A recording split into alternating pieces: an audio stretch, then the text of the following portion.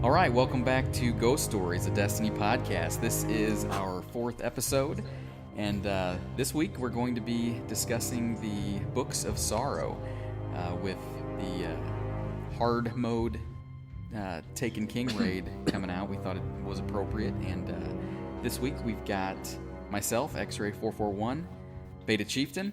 What's up? Dropslash. Hello. Scooby Deezy. How's it going? And Handsome Dragon. What's up, guys? So, man, it's been fun. I played a little bit of the hard mode raid, and the whole time thought about the Books of Sorrow and where these guys all came from. So we're gonna get into that. But first, were you sightseeing Xray? Just a little looking at the site. A little bit. I got yelled at a few times for that, especially because everyone was in such a hurry to try to get through some of the new stuff and figure out what was different. But you weren't going for world's first? Oh no! By the time we made it to the ships, and I think I saw Beta post that the world's first was announced, and I'm like, yeah, we weren't anywhere near that. So it was fun though. It's great. I made it to the War Priest, and that's as far as I made it, but I didn't have a lot of time to play, so I'm looking forward to getting back into it. We've gotten a lot of feedback, and we are listening to everyone's feedback, and we're trying to get back to everyone. And one thing that we've seen come up multiple times on Twitter and via our email is people want to know more about the classes, the subclasses, and kind of the lore behind those. So kind of look for that coming up soon. I think we're going to try to tackle that a little sooner than we expected, but that might be something we're focusing on. So if you have any questions related to that, you want to kick to us that we can work into the show, definitely let us know. Yeah, you can full episode explaining why warlocks are the best. I love it. I was just going to say, with this group, it's going to be a whole podcast about why the hunters are the best. Yep, there you go. So me and Gabble will jump in there. Yeah, Gabble won't miss that show. Gabble's not here today, so we are missing him. But he had a previous engagement. So let's get in. Well, go ahead. Is Gabble main Titan? Or are we going to have to invite one to the show? Hey, Beta main's Titan. Okay, yeah, Beta's the Titan. I'm still here, so I think Gabble's Warlock, right? I believe so. Yeah. So we've got a decent mix. We got a Titan, 2 Warlocks, and 3 Hunters. Scooby, you're a Hunter, right? Yeah. it sounds a good raid. like the Ariana Fire team. Yeah, it's a good raid team. Oh, We swapped a Hunter. That's not good. We swapped Hunter and Warlock, but I'll rep Warlock. I'll rep Toland. There you go. Oh, you go. that's dark. I was following him around all night last night. So with some of this feedback we've been getting, and we've gotten a lot. I'm surprised. But one of the questions that came from the feedback that we're going to talk about now came from Zabby Zab on PS4, and they asked, or they said, "Listen to your first podcast, and I totally loved it. I play the game with my significant other on our off time, and it's fantastic. I had one question: does the lore ever mention anything about any survivors who are not super talented in fighting and who aren't politicians? Basically, I want to know if any average Joes or Janes survived, and if so, what are their roles? Where do they live? Are they helping with rebuilding of humanity?" What do you think, Scooby? I mean, we look over that last city every day from the tower. They're all down there. I don't know what they're walking their dogs. Maybe I don't know if there's many dogs left in the city, but We know they're watching Crucible. They we know that they like to make banners and marks and things for their favorite Crucible champions. Are you not entertained? Sometimes they like to bet on Crucible matches. That's in the Grimoire, actually. Oh yeah, I do remember that. Nice. Is that the only so place though pretty that they are? No, you can see him wandering around the tower. You just take a slow stroll around the tower, and you will hear hilarious flavor text coming out of all the sort of just random folks who are wandering around up there. Yeah, So I think there's some so- people down underneath the Future War Cult that are by the jukebox doing some dance moves too. So So aside from the city and the tower, aren't there? We've also got some grimoire that points to some cities that popped up, like Palamon I think that they talk about some of them that existed in the wilds that the Guardians were trying to help bring to the city, and I have to make the assumption that they probably couldn't round up everyone, so there might still be some communities or some kind of colonies out there. So yeah, the human kind of non-fighters and politicians are hanging out there somewhere still. Well, and one of my favorite little things in Taken King regarding that is the new European Dead Zone map, where there's something shooting at the catch in the air from the ground in the city, which infers that maybe there's even a human resistance kind of out in the wilderness, which is kind of a cool thing to think about. You know, and we also have characters like Ava Levante and Amanda Holiday, who we know came to the tower from sort of refugee human groups, and they are contributing to the rebuilding of humanity. Like Amanda takes care of ships and sparrows and mechanic, and Ava sells us overpriced shaders and banners. But yeah, they're not fighters, they're not politicians, they're just sort of like regular folks hanging out. Well, great. So good questions, Abby Zab. Thanks for giving us the feedback and letting us know what you think about the show. So one thing that we didn't even put in the notes that really just made me think is, when you mentioned the European Dead Zone, Scoob, we had this whole big article that just came out about the story of Destiny and how it was prior to a year before before the launch. A lot changed in there, and people are kind of in an uproar and saying that they're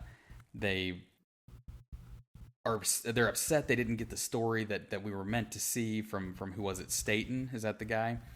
And that's his name, right? The original writer? Yeah, just that. And so, we didn't get that story, and there's reasons for it. They make changes like that, and I'm sure there's changes that happen in a lot of games and a lot of movies and things like that we're not supposed to know about.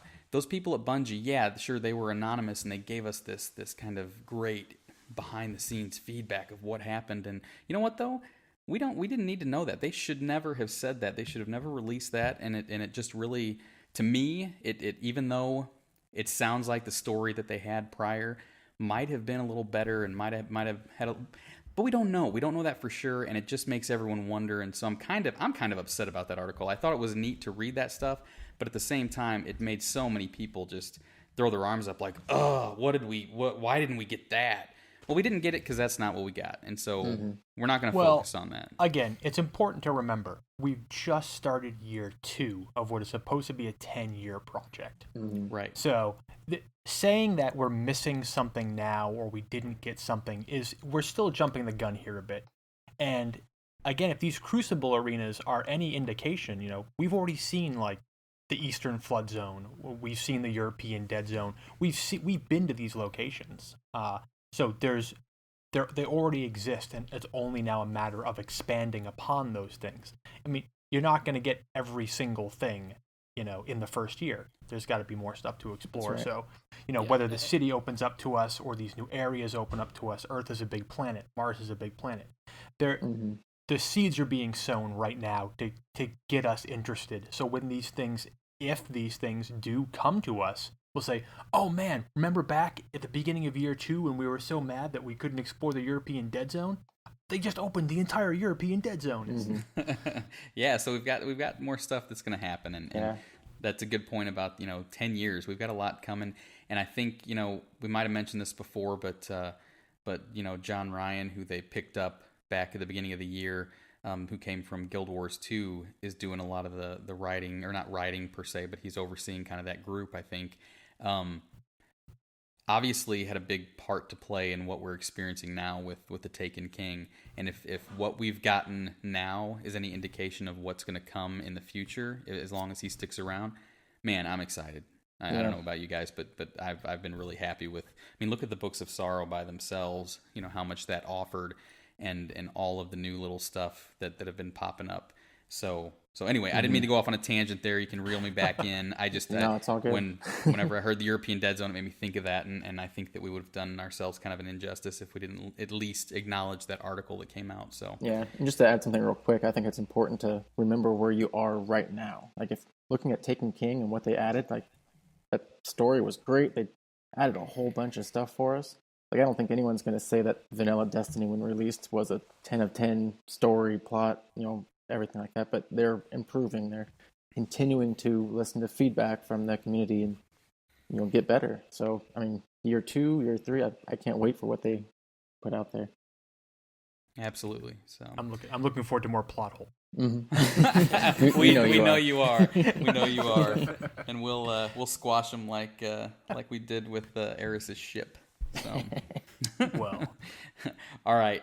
So where are we gonna get started? What are the Books of Sorrow? Drop.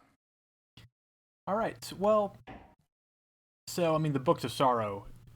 This is this enormous edition. This is probably one of the biggest lore additions to the game since its release. I mean, you could even argue that the Books of Sorrow are bigger than the vanilla story themselves.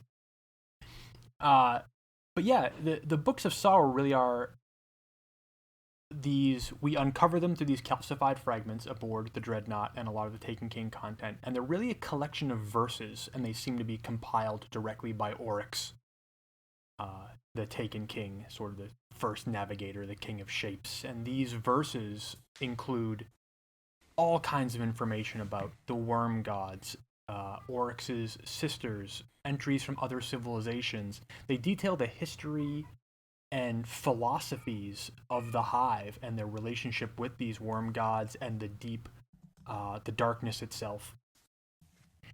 And it's kind of amazing. It's this enormous collection of insights for how the Hive hierarchy, their entire civilization, where it came from and how it functions. So it was really a huge look into, this enemy that we have faced and have always had questions about, and this seems to answer a lot of those questions. I think we'll go into a little bit of detail about the accuracy of the books and probably whether or not they can be trusted reliably. And hey, let's point out a fun sort of plot hole right now. Well, not necessarily a plot hole. Well, okay, not necessarily a plot hole. Let's hear it. So our first encounter with the Books of Sorrow doesn't actually come from these calcified fragments, not Oryx, not even from Toland. I'm sure people are familiar, we've talked about it in the past, the hand cannon Thorn. The flavor text on Thorn quotes one of the Books of Sorrow, but it is a book that we have as of yet undiscovered. We don't know. According to it, it's this thing called the 13th Understanding from the 7th Book of Sorrow, and at the moment we only have 5 Books of Sorrow. So there could be more. We don't know. So, but it also creates this interesting piece of lore where Dregden Yor, who created Thorn, man, there's a chance that he had stumbled across, an as of yet unknown book here. So now the Thorn is one of those. What was the category of weapon? Is that a weapon? Weapons of Sorrow. Weapons of Sorrow. Well, there you go. And there's a couple other ones too. What, Bad Juju? Is that one? Yeah, Bad Juju was Toland's attempt to create a weapon of sorrow, and I think the only other explicitly defined weapon of sorrow is Necrochasm. Right. All right, and you know what? Just again to throw it out there, we did read some feedback that actually asked about some Dredgen Yor, Thorn, Last Word, Grimoire, and lore. So we'll get into that eventually. So just wait for it. It'll happen. And make this one little tiny piece here, knowing how important the Books of Sorrow are and how we're going to get into that. This casts a little bit of a new light on Dregden Yor. Like he stumbled across something that was incredibly powerful and linked to the Hive at the deepest possible levels. So there could be more to Yor than we were thinking. Oh yeah. All right, so let's get into the book a little bit. Book. So it gives us kind of the origin. I don't want to say the origin story because it in Destiny, it's kind of the origin story of the Hive. But they were on this kind of planet, moon, rock. They were on something that was kind of just hurtling through space, and it crashed or split and crashed into this planet that was known as the Fundament, and it's like a gaseous planet, kind of like Jupiter, and when it broke, it created what they refer to in the book as continents, and on these continents, they were all the same. I'm trying to think of how to put this. They were all the same race. Same species. Same species, but different races, so to speak. So kind of like they broke into tribes on these different continents. Yeah, and we've got and of those continents, we've got the Osmium Court, the Helium Court, the Bone Plaza, and the Star Surgery. And I think there were other ones too. They don't mention all of them, but it does at one point say that there were, when they were talking about navigating through this ocean of billions. Yeah, exactly. Yeah, So, the Fundament is a very big place, and they're the smallest thing in it. So. Yeah, there's trillions of life forms made up by who knows how many different. Actually, there's a number somewhere, I forget where in the Books of Sorrow, that says exactly how many different species, the individual species exist on the planet. It's in the hundreds that makes up these trillions of life forms. So life now, abundant. But not all of these trillions of species necessarily came from the same, hurtling rock that crashed that the Hive were on, right? I mean, it could definitely be comprised of multiple crash landings. Right, that's correct. So some of these other continents would have different species and or obviously do. We kind of find out a little bit about them, and so there were these things that they kind of feared, these big clouds that would kind of come overhead called stormjoys, and they were just these weird kind of cloud maybe creatures. We don't know for sure, but they did have these bait stars, these things that would lower down to the ground and kind of attract the Hive to them, and they could basically pull them up with those, or grab them or kill them with those stars. And right, and it always makes me think of anglerfish. Yeah.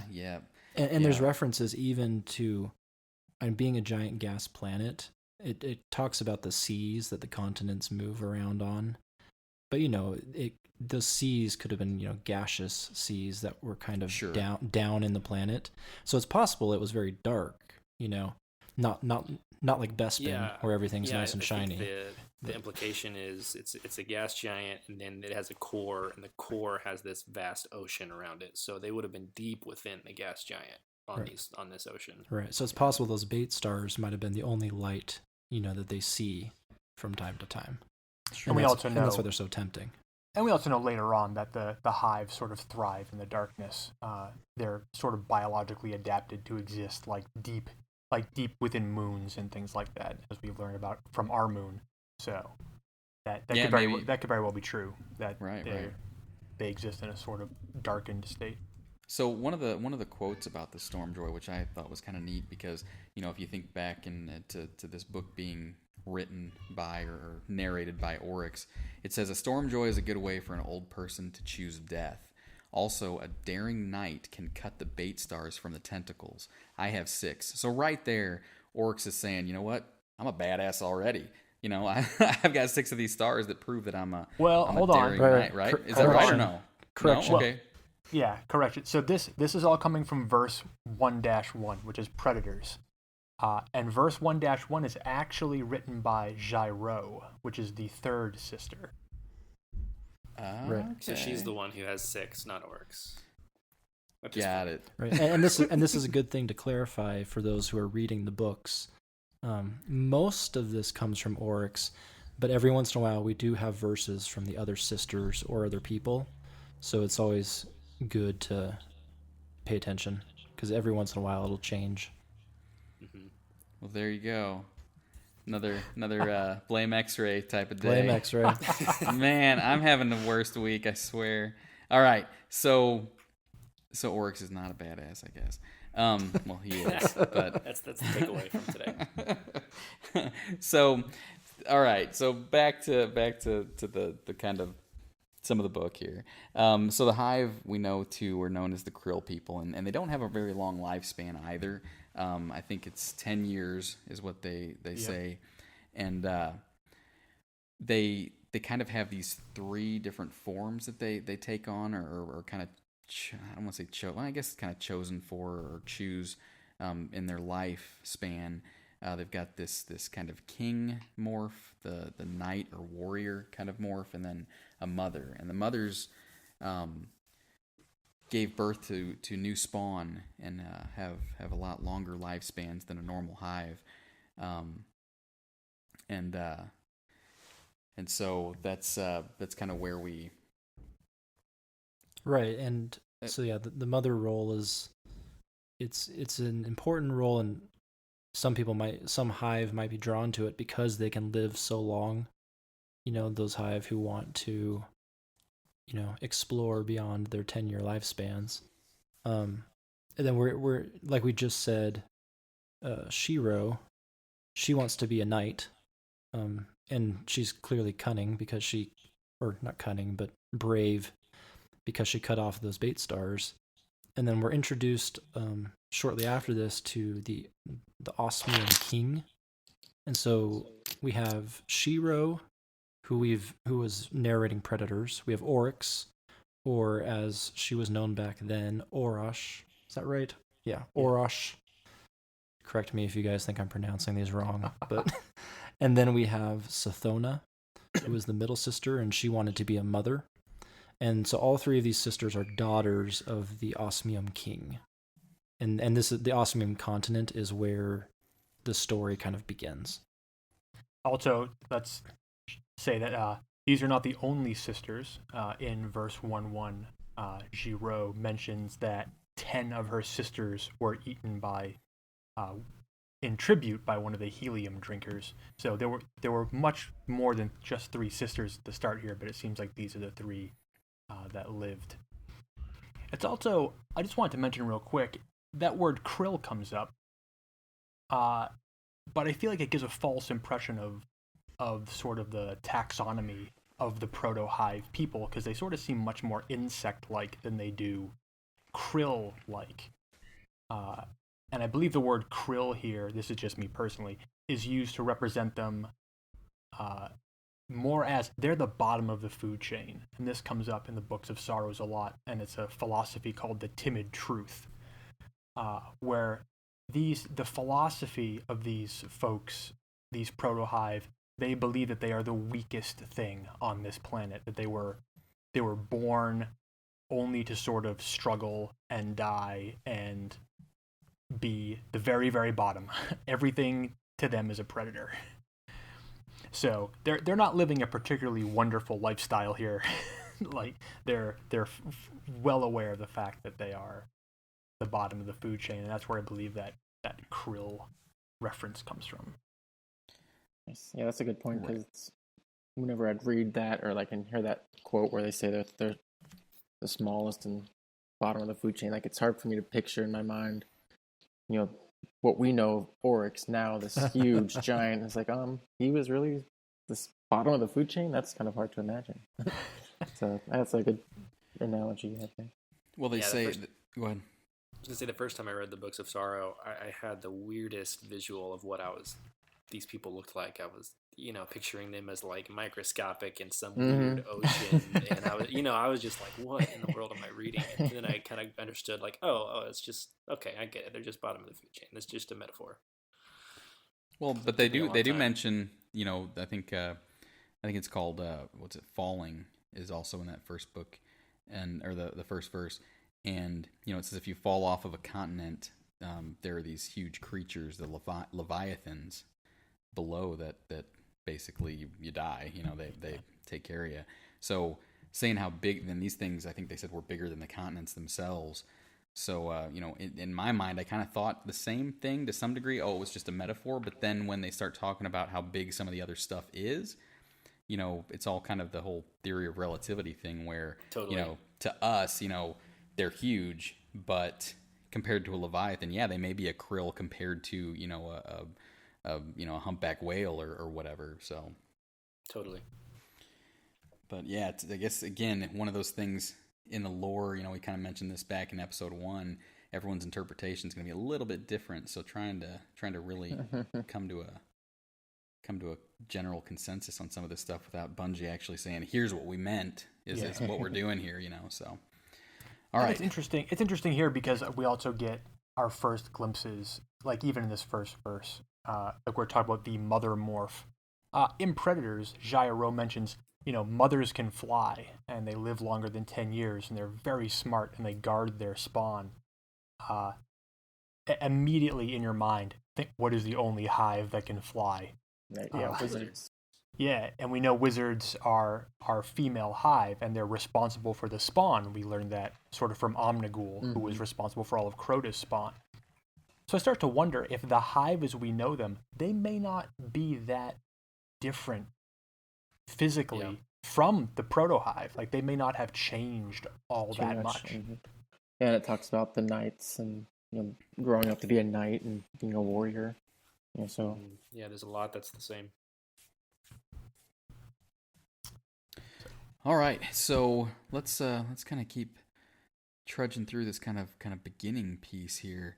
So where are we at? We're still talking predators, and we know we have 3 the Osmium King's 3 daughters, Arash, Sathona, and Xray.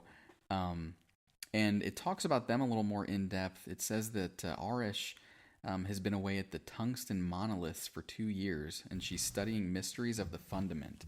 So I thought that was kind of neat to me that you think about that race or that species, the Hive, and when this planet or their rock that they were on crashed, it must have somehow preserved some of their history, because she's able to go to these monoliths. I don't know that if she's studying there and trying to learn stuff, and I think later on it mentions there's a few other what were the other places that they mentioned? They were kind of like, I'm trying to look this up now. Thought I had this. Well, I'll go real Killing quick. me. Yeah, go ahead. Real quick, I'll go into. It's interesting that they mentioned. So now we have the Osmium Court, and we have the Tungsten Monoliths. And these are 2 metals that we know that have very unique properties, with osmium being the densest element known to humans, and with tungsten being a natural occurring metal that has the highest melting point of any metal. So it seems like these metals play a very specific role, whether they were natural to the continents that were occurring on Fundament or natural to Fundament themselves. It seems like they had a very sort of like interesting influence on the species that surrounded them. And we know even now, much later in the game, the Hive still collect osmium. They still sort of mine it wherever they can and collect it and build monoliths out of it. And a couple of the missions that were given to us in the Taken King, we're able to scan these things and confirm that is actually true. So those metals could be important. And so who knows why Arash is out there studying the tungsten monoliths? Maybe they're going to convert to the Tungsten Court. The Tungsten Court. Yeah. Well, so while she was away, that's when Tau. Yeah, I always say Tau. Teox. Teox. Right. Yeah, I guess I'm missing the X. The Hive mother at the time kind of was plotting to kill the Osmium King, and she kind of worries that he's kind of gone crazy because he spends. Isn't this right? He spends all of his time kind of studying these moons because he's so worried about this. This. Right. Is that so, right? Yeah. So we learn that, and Scooby's going to talk about this a little bit more later, but we learn that the Osmium King is in possession of a dead worm that washed up from the deep. And it seems that this dead worm has possibly been speaking to him, and ever since he acquired it, he's been basically, yeah, in his observatory, he's been finding ancient texts, and also the fact that he's finding ancient texts is kind of an indication of how long the Hive have been there. There's quite the history already. But yeah, he's grown very concerned with the moons and things that are happening in the heavens above them, and Tao basically thinks that he's gone mad. She sees him talking to this dead worm and is like, oh boy. Right. And it's not just that, but she also doesn't think that any of the daughters are capable of ruling the Hive. She thinks that Orosh is too curious and will just get distracted. She thinks that Xray just wants to be a mother. So yeah, Xray can fight but not lead. Right. And Sathona can think but not fight. Right. Yeah, so she conspires, or she kind of makes plans with the helium drinkers. They're from the conspires is definitely the right word. Is that right? Okay. It's a full on, like, she develops this plan, and they go on and they take over. It's an invasion that she plots, and is like, I'll be the ruler if you go attack. Right. Yeah, and this is a straight up betrayal. This is a behind the scenes. This is like a classic royal betrayal. Right. And the helium drinkers, they are, and we mentioned this earlier, but they are the same species as the Hive, a different tribe, and so this is really Hive fighting Hive here. Yeah. And so this is like really close to when Orash returns, right, from the monoliths, I think. Yeah, it's so. I don't think we have an exact date, but it's very soon after Orash comes back that Tao decides to kill everybody, and which makes sense, right? Tao would be waiting for Orash to come back so that she wouldn't miss anybody. Mm-hmm. Yeah, and so, but the three sisters kind of escape the attacks, and they're where do they go? Where do they go from? They make it. The first thing they do is they make an oath. The three of them survive this sort of coup, and they make an oath to each other that they will do nothing but pursue vengeance. Mm-hmm. They will reclaim the osmium court. They will destroy Teox. Like, they are pissed off. Yeah, they all have their individual oaths. Xray, she swears to basically kill Teox and the helium drinkers who killed their father. Sathana swears to raise up her spawn, become the mother, and Orash kind of swears to basically follow after their father's footsteps and figure out, about this, what's coming, what his madness was all about, and kind of follow his footsteps a bit. Yeah. So and this is again dealing very early on with sort of like these very important factors here, where we have a kingdom with three heirs, a traitor who doesn't believe any of the heirs are worthy, who conspires to destroy the crown, succeeds, the three heirs live and make an oath now for vengeance. And it's very quickly, like, we're only at verse 3 or verse 1-3, the oath, and it's already become very complicated and very political here. So this isn't like a very simple retelling of the origins of the Hive. This is very much, and if we know these books were written by Oryx, who was once Arash, these are very personal. Like, this is like the recounting of a memory of something that happened. It's not like storytelling here. Right.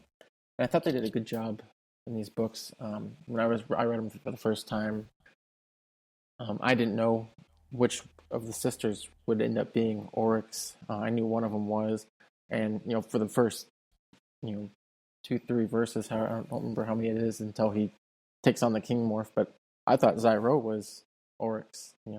There's the more powerful, the strong one, and then I thought they did a pretty good job of kind of keeping that hidden until later on. Yeah. So, and then we know that after this oath is made, we know that Arash, who just returned from a trip, has a ship on which they can navigate Fundament. So they sort of escape via this ship that she has. The needle, right? Not yet. She Not has, yet. she has a boat that they go to, just to escape the continent. Yeah, and shortly after their escape, yes, and you'll see in the Books of Sorrow that Oryx is referred to sometimes as the first navigator, or the navigator, and things like that, and that's because she was the curious one who was exploring, who had this boat, and was out and about, and part of it, and as they're kind of out, wandering through the Fundament after they've been driven from their kingdom, the king's obsession. There's two interesting things that happen. One, the king's worm, we learn later, actually went to Sathona. She came into possession of the worm that the king had. But the king's obsession with the moons, that kind of passed on to Oryx. And that obsession eventually became a word, and it helped me. Sizgi. Syzygy. We're all we all sound like idiots. Great. and so that word, it wraps up this whole obsession, and it's basically, it turns into, they're afraid that all the moons of the Fundament are going to line up, and then when they're all aligned, there's going to be this overwhelming gravitational pull on the oceans of the Fundament, and it's going to create this massive god wave that's basically going to wash over the planet and just wipe out the entire Hive species. And annihilate every species. Yeah. And so that is what the king's fear was, and what Oryx's fear becomes as they're out there journeying. And this is an interesting sort of twist here, because this represents, up to this point, they're dealing with this threat of like Teox and the helium drinkers and very sort of like terrestrial threats to their lives. But this represents like a cosmic threat to everything. And of their species. Yeah. Right. So the Osmium King sort of took on that responsibility of finding out what this thing is, and died before he could. And now we have Oryx taking on that same challenge, like Obsession almost, right? So yeah.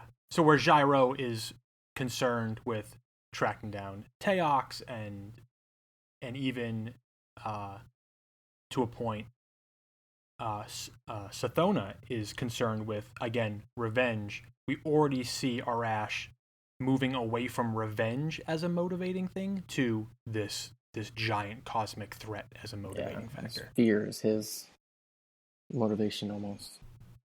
Her. Sorry. I know I do that all the time. You'll have to correct me.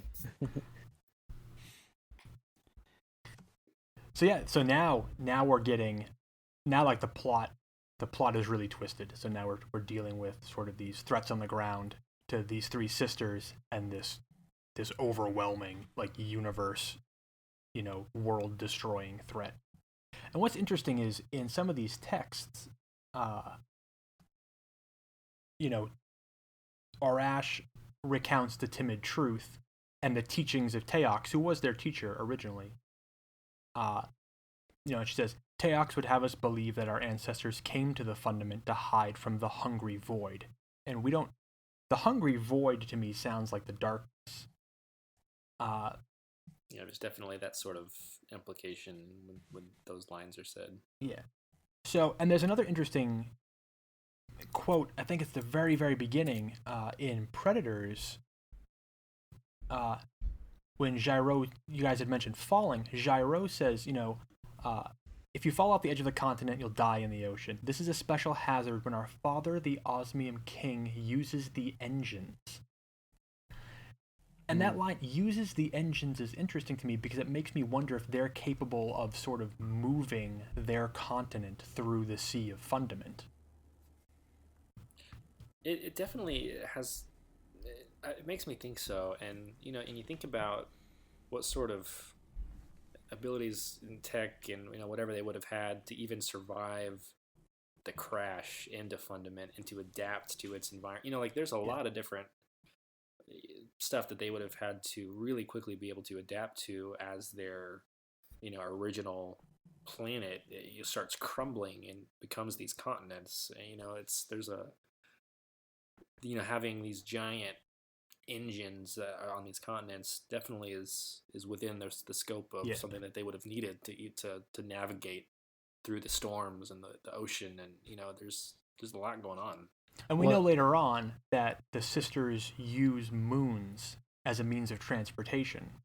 Mm-hmm. So there's a possibility that ability, that technology or whatever it is, to sort of harness a planetoid and use it as a ship, maybe that ship, maybe whatever that was, maybe they were running from the darkness before they crashed into the fundament. It's not explicitly stated, but there's a hint at it here that, maybe 10 years ago, or even longer than that, the Osmium King said, "Oh my, the darkness is encroaching on us. Let's fire up the engines and get our sort of moon ship out of here." And then they accidentally smashed into Fundament and shattered that world.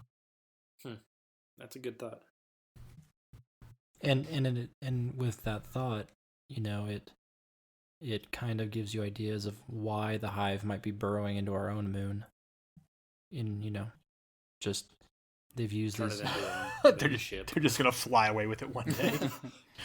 or maybe their plan was to turn the moon into a ship and then crash it into Earth to just wipe out everything. Oh, that's yeah. I don't know, but. But yeah, so now we have the sisters sort of on the run here, and Arash is already starting to look skyward like her father did, while the other two are focused on. Right. While Arash looks skyward, we have Sathona, who keeps looking deeper and deeper into the planet. Yes. It seems that the worm is giving her instructions, or at least ideas, that are driving her and her sisters to dive deeper and deeper into the planet instead of moving skyward. Yes. Yeah, this is and there's some interesting lines here too, where she will go off to be alone and then return with some mad idea. And there's a great line at the end. Somehow Sathona seems to manufacture good luck by sheer will, and that will be important much later on in this story. So now we have Arash looking skyward, Sathona looking inward, and I can only imagine Xray just like sitting angrily in a chair, sharpening a sword, right, just peering over the horizon, looking for someone to kill. So now, Sathona's kind of I don't know, obsession with the worm now, or is it kind of driving her more towards the king as far as current kind of paranoia or just curiosity about this worm, or is the worm making her crazy, or what's going on there? Let us speak of these worms. Well, let's hear about these worms then. What? Well, so go ahead. It's interesting for Sathona because again, she's the clever one. Sort of like they survive by her wit and her cleverness. But again, this paints her as an unreliable narrator. If we're looking at verse 1:5 here, or Needle and Worm, we're about to get into this. There's a line that says, the needle ship carved in my code by Sathona, a liar. So we got to be careful about trusting all the words that were given here. Because Sathona could be... and even later in the Book of Sorrows, when Oryx is speaking, Sathona kind of writes in the margins. You can kind of picture in the margins of the text, like, everything you're reading is a lie. But is it, or does she just want us to think that it is? She's the clever one. Very interesting. So let's hear about these worms. You mentioned the needle ship, which is a huge key to the puzzle of these worms, and where they come from and what they are. So in the next few cards, in my notes I kind of recorded not by verses but by cards. So 5, 6, and 7 of the Books of Sorrow here talk about this thing called the needle ship, and when they're describing this, and Sethona seems to know everything about it. It's just kind of like she just knows, and I'm guessing that that's because the worm is telling her, everything she needs to know. Mm-hmm. But so there's this ship that has been caught in a storm on the surface of this ocean since before the krill came to Fundament. I mean, this thing has been just spinning around in a storm for what we come to find out is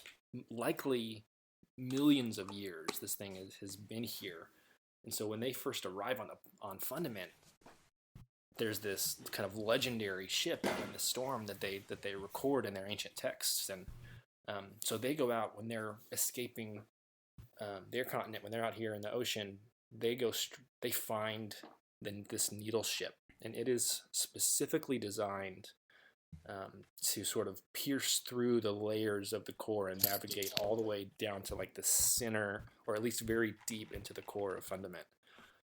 And its purpose, we learn, is to birth this atrocity. And there's this crew that the ship has, and they're all there to facilitate this birth. There's some creature that they make a chrysalis for in the deep of the core, and it's birthed, and when this happens, it kills the entire crew. So there's this like very dark sort of creature that this ship was designed to deliver straight to the core of Fundament. And you've got to imagine the tech necessary to go to that kind of pressure, and to do it did. It's this ancient, highly advanced ship that they find, and so they go and capture this ship. They get into it, they turn it back on, and they start like learning how to use it. And they spend, I think, like 2 years just learning how to use this ship and navigating it. And finally, they decide, you know what, we can either stay out here and die with our stupid 10-year lifespan, or we can dive into the core and figure out what's going on. We can try and save our species. We can, they come to this moment of desperation. Yes, and we know that Xray wants to sell the ship to raise an army. Yeah, they were sort of divided on what they wanted to do with it. But at this point, now we have Sethona, who is sort of manifesting this sort of cleverness and this deception, and this is where we start seeing the real influence of this worm. So Arash wants to take the ship and see if they can control it, and Xray wants to sell it. So the sort of decision now comes down to Sethona, and Sethona lies to Xray and says, "No, the ship's worthless. Let's get in it and let's use it to explore." And then she says, she knows that because she asked the worm. And this is where, if this is verse 1.5, Needle and Worm still, the very last sentence of this entry is enormous in terms of the lore that we already know. Mm-hmm. And that is, "It is dead, but it still speaks to me, and it says, 'Listen closely, O vengeance mine.'" So hang on, I want to do a quick reality check though, just so everyone still realizes we're talking about the Hive, right? We're talking about these, and again, if you haven't read the books, or the Hive are just these, they're the Flood, that's what everyone always referred to them as, but they're so much deeper, and you learn so much from this. So I just want to make sure, think about the Hive that you face and what you think about them. You're like, oh, they just run at you and try to hit you or shoot you or stab you or whatever. Well, no, there's a lot more to them, obviously. Yep. So at this point, they dive. They take this needle ship and they go as far as they can through the core of Fundament, layer after layer, and they come across this being called the Leviathan there, which we mentioned earlier, who's this sort of creature of legend that lives in the deep of the planet, and we'll come back to him. I'm not going to talk about him yet, but they eventually get to this space where they find the 5 great worms, who eventually become the ultimate gods of the Hive. And that's where this worm that Sethona has been leading them the entire time. and they get to this area, and it's there's these ginormous worms who've been they say trapped / growing in the deep for millions of years, and this is a point where when I come back to the needle ship, there's there's nothing else in the deep that we know of that we can consider an atrocity, to the point where we're sure about saying, there's this Leviathan, we think he's a good guy, and then there's these worms who are the only things in the deep, and later on in the Book of Sorrows, we kind of come to find out that the Leviathan is sort of the guard. He's almost the prison warden of these 5 worms who are down here, and so he seems to be a good guy, but there's these 5 things here, and my theory on this, and so I'm going to explicitly state this is not from the book though, is that whatever that atrocity was, whatever was birthed from the chrysalis down there, it spawned these 5 great worms. These are the sort of the children of this original matriarch that are alive down here. And one of the things that the 5 great worms say to the sisters when they get down there is they look at my vast coiling length, look at the hiving cities symbiotic with my flesh. And so there's this sense that their own spawn kind of have this symbiosis with them, and so there's an implication that they could have done the same thing with whatever their parent, their mother is. And so so the worms, they're found by the sisters, and they do something really interesting, which is they make these promises to the sisters. They say, okay, we know you guys don't want to die. We know you want to save your species. We'll give you immortality if you will take our children, our spawn, as symbiotes and follow your natures. And it's this really weird promise, but they're like, oh, I mean, yeah, okay, cool, yeah, I'll do that. It's like, who wouldn't, right? Right.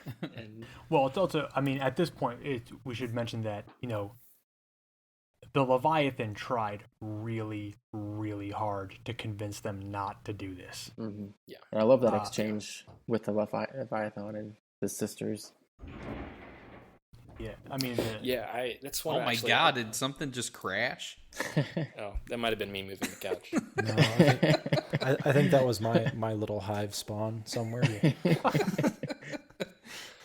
No, that's one of my favorite pieces of the Books of Sorrow, is the exchange between the Leviathan and the sisters, and the arguments that are made back and forth. They're just so philosophically deep, and they parallel really well.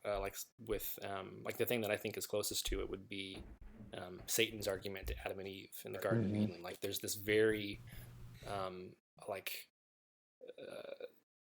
the worm tries to right. You won't position itself. You won't surely die. Totally. There's this who are we going to listen to, the Leviathan or the plain honest worm? Mm-hmm. There's this very sort of biblical argument between light and dark going on. Yeah, and the Leviathan makes some amazing, the Leviathan really does say that,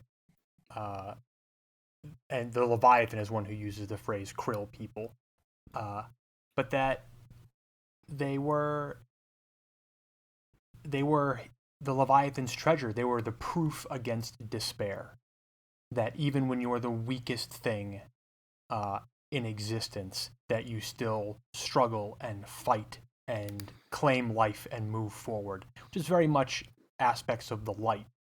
And that was one of the Leviathan's great hopes. Mm-hmm.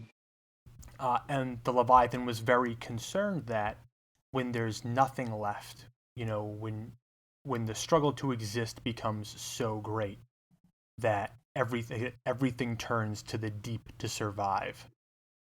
And it asks them to please reject the call of the deep.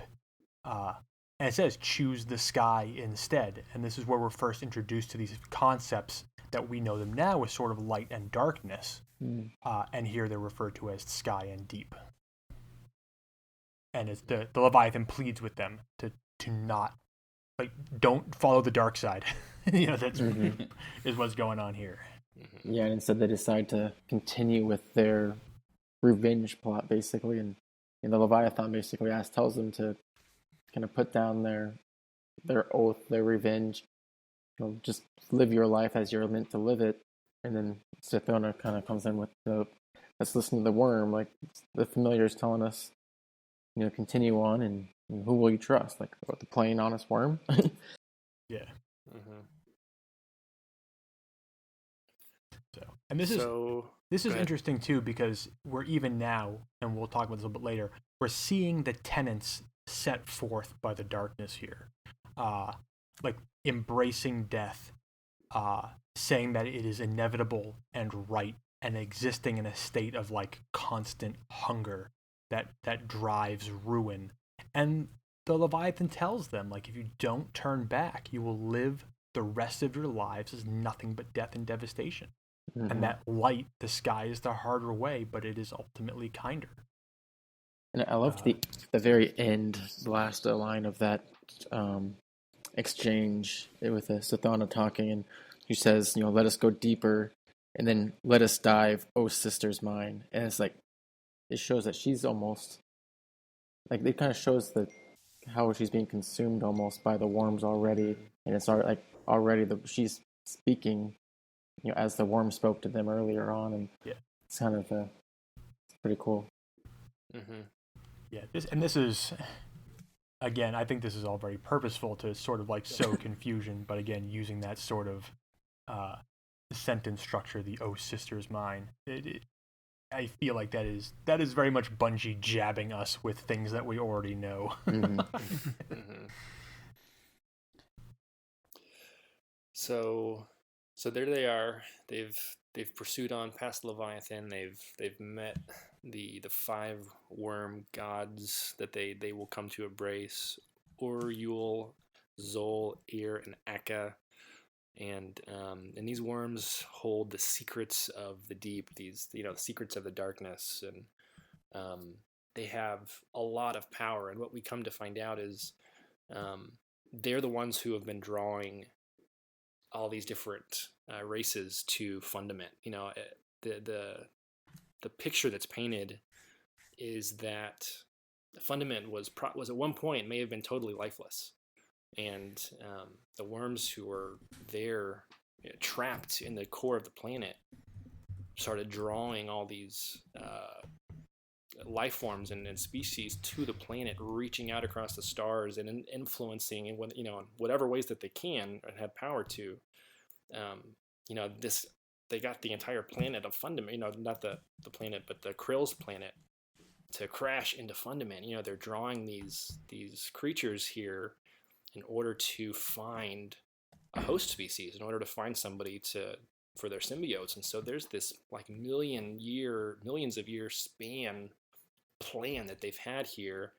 And now here come the sisters through the needle ship to, as the fulfillment of this eons long plot that the worms have had here in the core. And this speaks. This actually makes me think of the Ghost Fragment Traveler 2, and we were talking about this earlier, how it's quite possible that the Hive were fleeing from the darkness, and then we have this line from the worms that say that they've been drawing civilizations to them. And it's interesting because in the Traveler grimoire, it says, the chase leads you where you need to be, you believe, unless you are being pushed. And it's kind of this idea where these species almost think they're finding salvation because they're fleeing where they want to go and things, but it might actually be the worms who are pushing them exactly where they want them. Totally. And this probably speaks directly to these 3 sisters who believe that, again, they are from like the weakest of all species, that they are sort of the meek of the planet. But lo and behold, the 3 of them have sort of traversed and beaten all odds and have proven themselves to be maybe the strongest by getting here. The worms say that all these species came here, thousands of species, we've been calling them for so long, and you're the only ones who made it. you must be worthy of the power that we're offering. You're not the weakest. Maybe you are in fact the strongest. Very alluring argument. Also, I just want to point out that if anybody out there recognizes those names, Yule, Ear, Zol, Ur, and Akka, those are in fact the opening lines to the Death Song that is sung by the Death Singers. So, if you recognize those names, you've been hanging out with Ear Ute for too long. I don't know how you would ever hear words in that song, man. That's He was obviously hanging out with Ute too long. a little bit too long. Well, Or Toland. if you have the Taken King soundtrack, the Death Song is one of the tracks on it, and you can very clearly hear the names being said. I'll have to listen to that. I mean, not that I want to. I never want to. Ever. It's terrifying. You're listening to this suite of beautiful music that you recognize, and then all of a sudden that comes on, and it is so sharp and shrill. It like attacks your ears for like 35 seconds and then goes away. And those are also aren't those the names of some of the chests that you open in the Taken King, right? Yeah, so when you're these are linked to the Worm Singer and Worm Fear runes that you can find.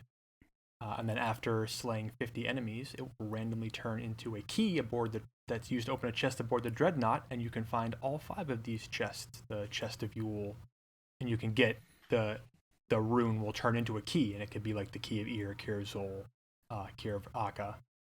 And what's interesting is we find out in the Books of Sorrow, after the sisters choose to go along with these worms, the worms then instruct them to basically ingest their larvae and then to seed their needle ship with their larvae. And so you'll see this throughout the game and throughout the history of the Hive, that the spawn of these worms, they're still around. And so all Hive that are born to this day essentially are descended from one of these 5 worms. And that's why, even on the Dreadnought, we still see chests, and sometimes around the chests, you'll see the little worms that are kind of hanging out and then they'll run away. It's quite possible those are some of the larvae of these specific god worms. Unless you can kill them before they run. Right. I always creep in there nice and low and just blow them away. Yeah, and there's no indication that there's any other parent worms other than these 5, and they still hang about, and so each worm that we see in the Dreadnought is considerably directly descended from one of these great worms, and so there's these sort of family lines that develop within the Hive, who this one group of Hive attributes themselves to Ear rather than Ur, they've kind of have their own little divisions of which one they adhere to the most. But yeah, so keeping with the story, they go back to the surface, they take these worms with them in the needle ship. Well, there's a caveat here. Where the worms are saying, here you are, and this comes up later, especially important for Oryx. If you take these worms into yourself, you'll gain great power, immortality, you gain all these vast abilities, but you are bound forever to your nature. And in this, they say, Oryx can never stop exploring and inquiring, ever. The power granted by the worm is fed not only by light, as we'll discover later, but by the very nature of its own host. So, Xray can never stop fighting. Sathona can never abandon cunning. And more importantly for Oryx, can never stop exploring, can never stop having curiosity. Yeah, and I think that part ties, I think Scooby referenced back earlier how it kind of has some parallels to the story of Satan and how he would tempt you. That definitely sounds like a Satan type promise where all you have to do is follow your nature. That's no big deal. You'll live forever, just follow your nature. But you'll see that that's not as easy as it sounded. It comes with a catch, which they'll discover down the road. Yeah. in a big way, and that comes into actually how we defeat Oryx in the end is tied directly to that catch. But so they, with this caveat, they go to the surface and they take all these worms with them, and then very dictatorially, how do you say that? As a dictatorship, they take these worms and they basically tell all the other Hive, we'll just call them Hive, the proto Hive, basically take these worms or we'll kill you. It's kind of the way they go about it. And they, and it's with a promise like, hey, we'll also live forever. But it's like, we are going to take the planet. We're going to live forever. And then they start conquering all the other species of Fundament one by one. And they just start just going across the planet and just laying waste to everything. Go ahead. This is the start of verse 2 in the books. And it's sort of right here. This is like the very start of like this transformation that occurs. They're no longer these three sister heirs as we've known them. They have now become something different. They've transcended what they once were and are now starting a new existence.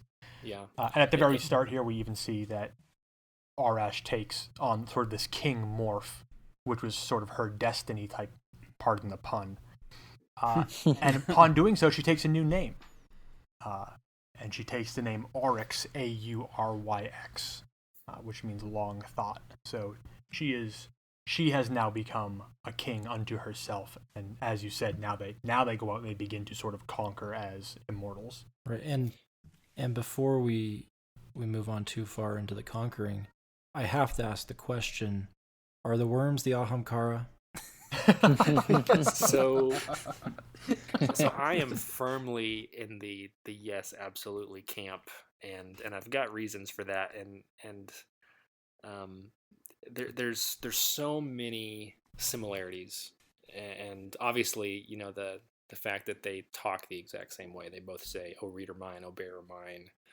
But I think one of the strongest arguments for that is the fact that there's the biggest similarity. The dead worms continue to talk, and they continue to talk in that way. And the bones of the Ahamkara continue to talk, and they continue to talk in that way. That similarity is far too strong for me to come to any other conclusion. And and also they both do the same thing. They both make bargains. They both make promises that come with a high cost. And even when we talk about the Ahamkara as we know them in the city later, in our system, we made bargains with them, we gained power, but it was at such a high cost that the Vanguard eventually ordered the hunt, slaughter, and xenocide of everyone in the system. It's like, these are definitely not good guys. They make these promises, they make these huge bargains, and there's so many familiarities and similarities between these two things, and it's interesting to me that they seem almost more dangerous when they're dead, which I think is one of the reasons why they were in the core of Fundament to begin with, why these worms were trapped there, guarded by this Leviathan. You can't just kill them. You can't just get rid of them and be done with it. You have to literally lock them away in the core of a lifeless gas giant and hope that no one discovers them. That's why it took millions of years for them to draw a host down where they could finally escape. But there's this really sense between these guys that there's some trouble. So I'm trying to understand your position on this. So is it that the worms and the Ahamkara are the same, or that they are infected by the worms similar to the way the sisters are? So, you know what I mean?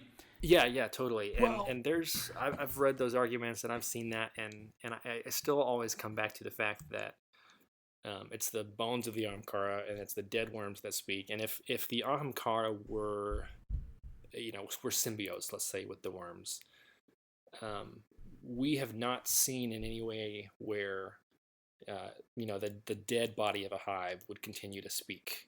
to us in the way of a worm. You know, like the host isn't the one who's talking; it's the symbiote that's talking. It's what about when Eris is sending you in and during the Lost to Light mission to get that piece of the shard, looking for that whisper that still is contained? You know, is she looking for something that's speaking that was left from the defeat of Crota? Because isn't that what she's looking for? Is Crota's whisper? Crota's essence or soul or something. Yeah, and you know, and there's definitely some arguments to be made for either side. Yeah. Well, we also know that Crota was an ascendant hive, so there could be way more going on there. Right. And right. That makes me think of.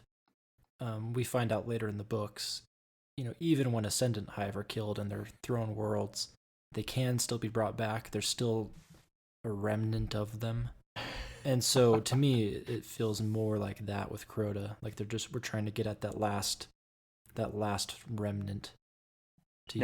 I would imagine that to bring Crota back after being defeated in his throne world, somebody would have to do something incredibly stupid. And unfortunately, we went there and did something incredibly stupid.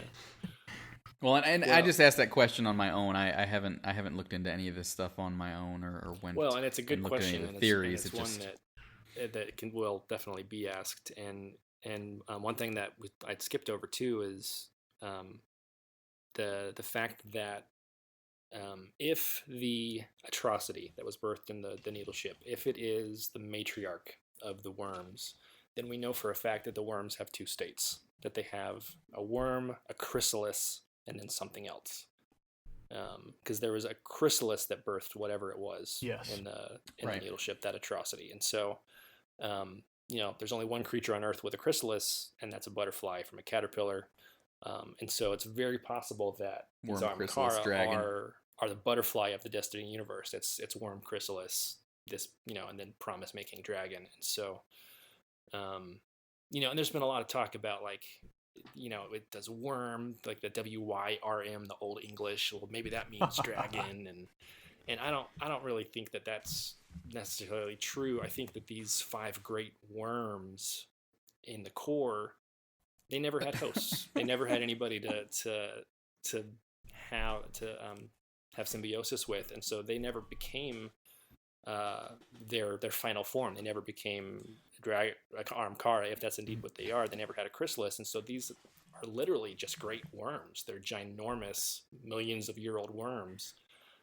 So there's nothing like weird in the translation there. I think we're literally dealing with worms and the Ahamkara as 2 separate things that are in fact the same species, because they go through this metamorphosis in the middle, which is why the Hive refer to them separately when they encounter the dragons later on in their conquests, and they refer to them as dragons. They don't call them worms. I didn't mean to laugh in the middle of that, but when you said wish granting dragons, all I could think was Falcor. Never ending story. I'm like, man, those guys don't sound too scary to me. I'm sorry, I had to throw that out there. So anyone that knows what I was talking about listening, then sorry. I'm never gonna not think of that ever again. When I picture Ahamkara, it's gonna be Falcor.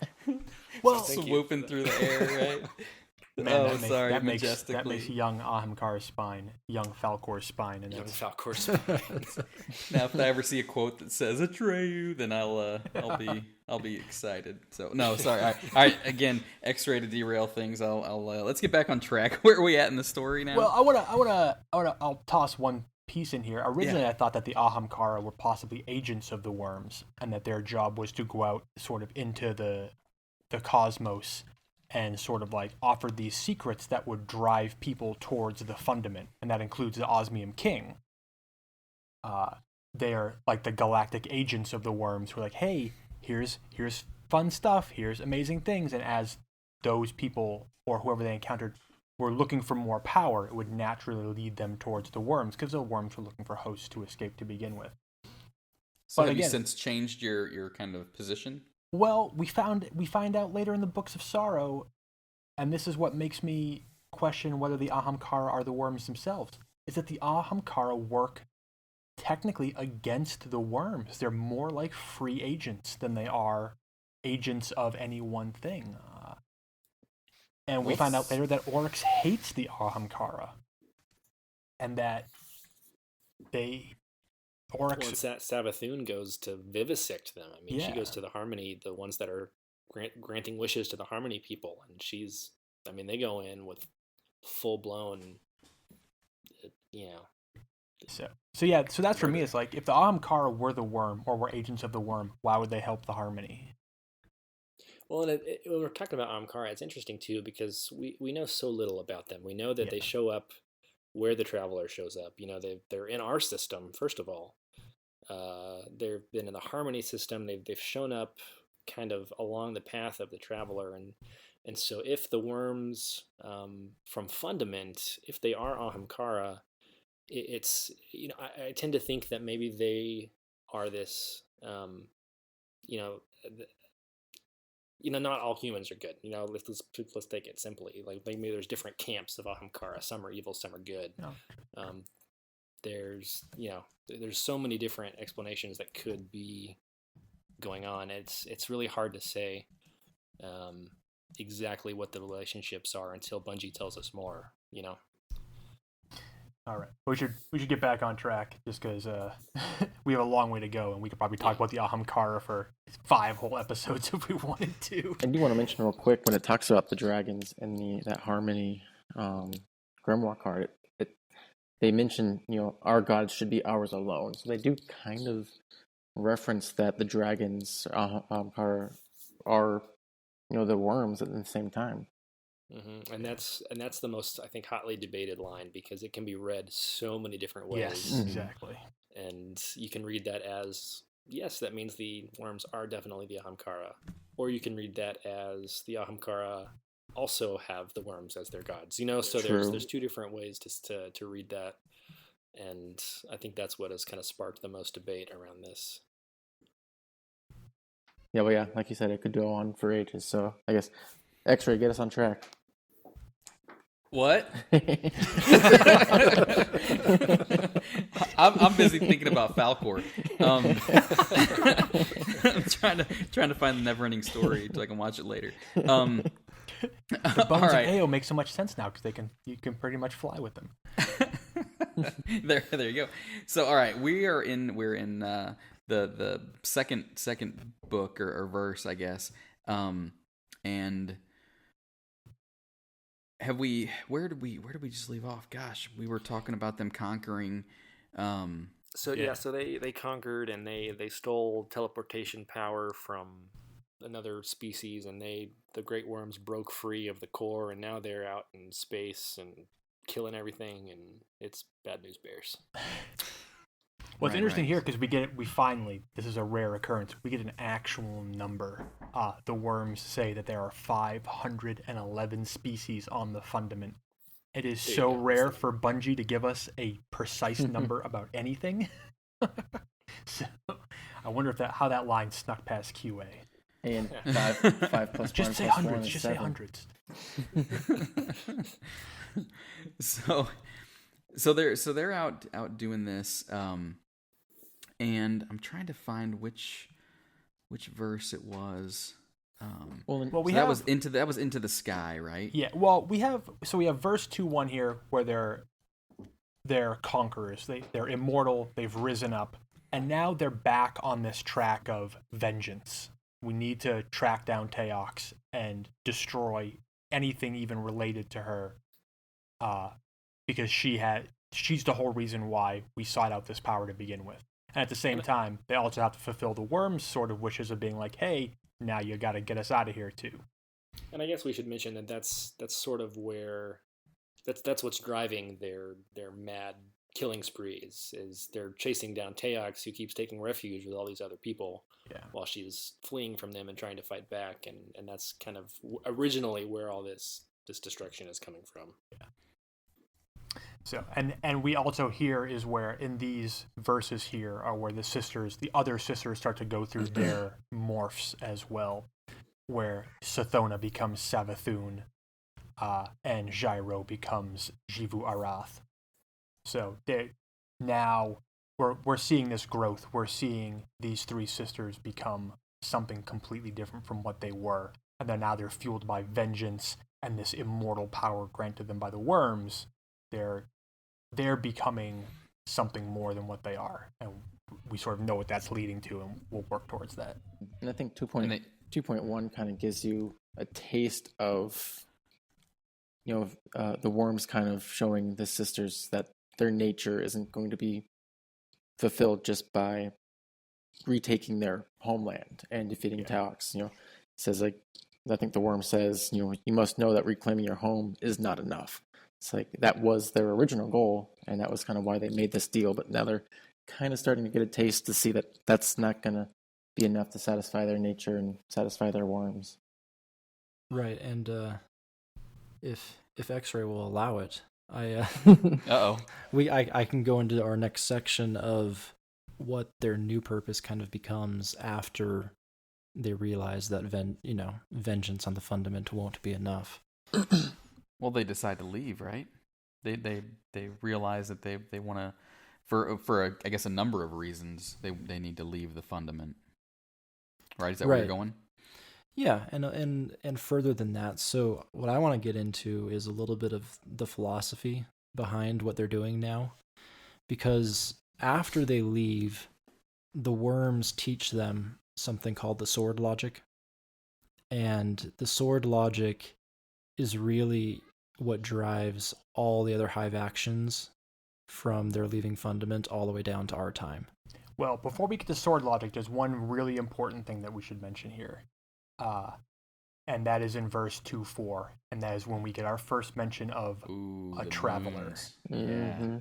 So early on, when we talk about this god wave, right? It's when these 52 moons, and they mentioned that I think way back in verse 1. Yeah. That there were 52 moons, and this which one was it you mentioned? It was 2.4. 2.4 is called 52 and 1. So go ahead. I didn't mean to interrupt you. Oh, it's interesting. So they discover that there's 52 moons of fundament, and one of them hosts a very, very, very advanced civilization. They're starfaring. They're powerful. Beyond anything they seem to have encountered so far, and they call them the Ammonite. And we know that they're a species of bony, six-armed cephalopods. I'll inject here that we have a fan of cephalopods in the form of I'm sorry, his name is escaping me at the moment. The third member of the Vault of Glass fire team. Pahanin? Yeah, Pahanin. He was Pahanin.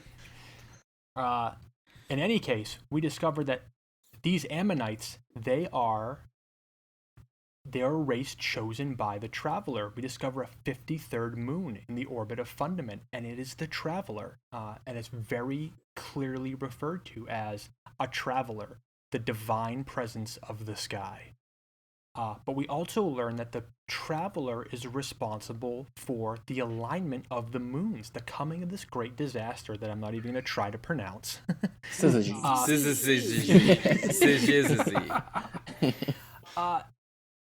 Is being caused by the Traveler. So now we have the Traveler has existed for millennia. The Traveler was there at the birth of the Hive. Now we know this, and it's chosen a race. It's advanced that race to an amazingly sophisticated degree. It's doing its Traveler thing, but it's also may also be responsible for a great disaster facing this system. And just as a personal note, this card bothers me for the very next line, which is, you'll have to kill them all and take their stuff. Like, what? I love that. I was just going to say that. I feel like this is monkeys typing out Shakespeare, and this is the one line that didn't quite make it. Take their stuff. Awesome. Take their stuff. Now, before we move past that, isn't there, in the Books of Sorrow, there's a little bit of conflict as far as actually who's causing this god wave? Like, it isn't there's some accusations going on that the worms might be causing it. Isn't that right? Is there? I'm under the impression that the Traveler was causing. I'll have to dig in and find it. Maybe we can I don't have it in front of me right now, but I know, or at least I remember there being a little bit of doubt further on that's cast upon. Originally the thought is it's the traveler, but then it becomes there's some doubt that maybe it's actually there's some deception happening with the worms, and they're actually been behind it as sort of a driving force to force the hand of the krill. Oh, I see. So I guess I'm just been thinking here, and I could see, based on what we know about the traveler when it comes here or to us, terraforming the planets and making life better and making things great for everyone that's kind of involved, and so I don't think we know. Do we know how long the traveler sat there in that system with the fundament? I don't think it really. We don't really. Says. At this point, it's got to be well. I guess it doesn't. No, I was saying it's got to be less than 10 years, but that's not true. Yeah, but what I was going to say was, maybe if the traveler is responsible for the syzygy, look at that might actually be right. That might be right.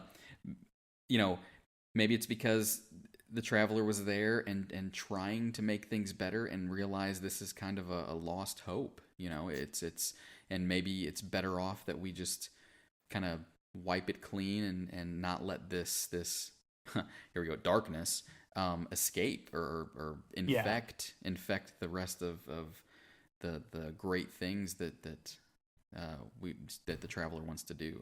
So I can definitely understand why the traveler may want to cause that or may do that. It makes sense to me. And that's another point that could be made here, where it's like, if the traveler is an agent of the light, and the light knows that these 5 worms are trapped inside this gas giant, it could say to the traveler, this is our chance to destroy these things once and for all.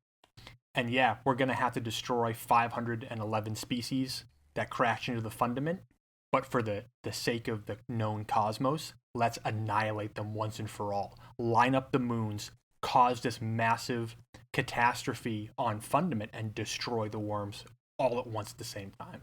Or if this god wave wouldn't necessarily annihilate the worms, at least the travelers getting rid of these 500 potential hosts. Yeah, exactly. Yeah, these other hosts. Species that could help to spread the worms, or not. That's what I mean. And it makes me wonder if the Leviathan isn't also an agent of the light that can work with the traveler. And I apologize that this reminds me of Halo rings. It totally does, man. It definitely feels the same. But that's one of those things where it's like, okay, the Leviathan is actually like essentially, a Halo ring, and to trigger it, you need a massive, magnetic pulse, and you can do that by lining up these planets. So you stick the traveler at one end and the Leviathan at the other, and you create this magnetic wave that detonates, or causes this god wave thing that annihilates all the potential hosts for these worms, similar to what the Halo rings did with the flood. Well, and it's interesting too, because as soon as the worms make it to the surface and they start, taking symbiotes and conquering the surface of Fundament, the Leviathan's quote agents, whoever these random agents are, they go into panic mode and start destroying every orbit capable ship on the surface of Fundament in order to prevent the worms from being able to escape into orbit. So Leviathan is definitely on our side. He's trying to get the worms to not escape Fundament. That is his goal, is keep them on the planet no matter the cost. And he ultimately fails miserably at that. Bungie, you're so predictable. Okay. Wow. All right. So so we're past the 52-1 verse there. Yeah. Well, and it's interesting once, because then the sisters, they go to destroy the Ammonites under the direction of the worms, and then they want to go. Their plan is, once we destroy the Ammonites, then we'll deal with the traveler. But you see in verse 2:5 that the Ammonites actually kind of defeat the sisters for quite a while, and it's Oryx's failure that he kind of struggles, and the Ammonites start to push them back a little bit. we sort of learned that strength is not enough to defeat them. Mm-hmm. They cannot face the Ammonites on their own terms with the Traveler behind them and win. They have to find another way to destroy the Ammonites because they're just too powerful. So why then in 2.5 does it say with Zyvu Arath you cannot defeat the Ammonites and Teox in line combat? So why would it mention? Is there something that brings the Ammonites and Teox into kind of the same line, or they're not working together, right? She had fled there, if I'm not mistaken. That's where she had She's taken been refuge. fleeing from moon to moon to moon to escape them. Got it. All right. And I'm under the impression too that Teox knows what's going on with the worms, and she at this point is sort of on the side of Leviathan and Traveler, going, "Hey, this cannot escape. This cannot leave. We've got to." She kind of convinces the Ammonite that the Hive have to be stopped, and so they're on the same team fighting against the proto Hive here, or I guess that at this point they are the Hive. So Teox has taken on the whole Hammer of Soul defense strategy of run away. So exactly. Yes, you're not going to win, so run.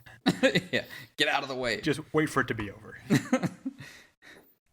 Okay, so they can't defeat that. We talked about the sword logic, or no, we hadn't. We cut Beta off. So Beta, let's go ahead, buddy. Go ahead and take your shot at sword logic. Let's see what we got there. And this is where I'm going to deviate from us following kind of the verses in order, because the sword logic is something that it just comes up again and again and again and again. And so this is kind of more an overview of what this is, so that wherever you're reading about it in the Books of Sorrow, you hopefully will have a better understanding of what's going on. And I'm going to apologize right now. I'm probably going to be Beta the Shattered after this, because I'm going to quote a lot of Toland, and I'm going to channel a lot of Toland, and we'll see how this goes. And so I know I just talked about the sword logic, but to kind of understand the sword logic, first we need to understand something called the last true shape. It's another concept that appears many times in the Books of Sorrow, also sometimes referred to as the final shape. And so I'm going to begin by quoting from Ghost Fragment Darkness 3, which is Toland speaking, and he says, "I drive myself to the edge of madness trying to explain the truth. It's so simple. Elegant like a knife point. It explains, this is not hyperbole, this is the farthest thing from exaggeration, everything. Why does anything exist? Why do we have atoms? Because atomic matter is more stable than the primordial broth. Atoms defeated the broth. That was the first war. There were two ways to be, and one of them won.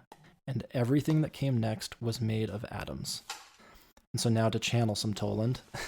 So if you guys see, the atom was the final shape of its war. So sometime long ago, before the universe, the atoms and something else were fighting. And the atoms won that war. They became the last true shape of their war. And so now all life in the universe is made up of atoms.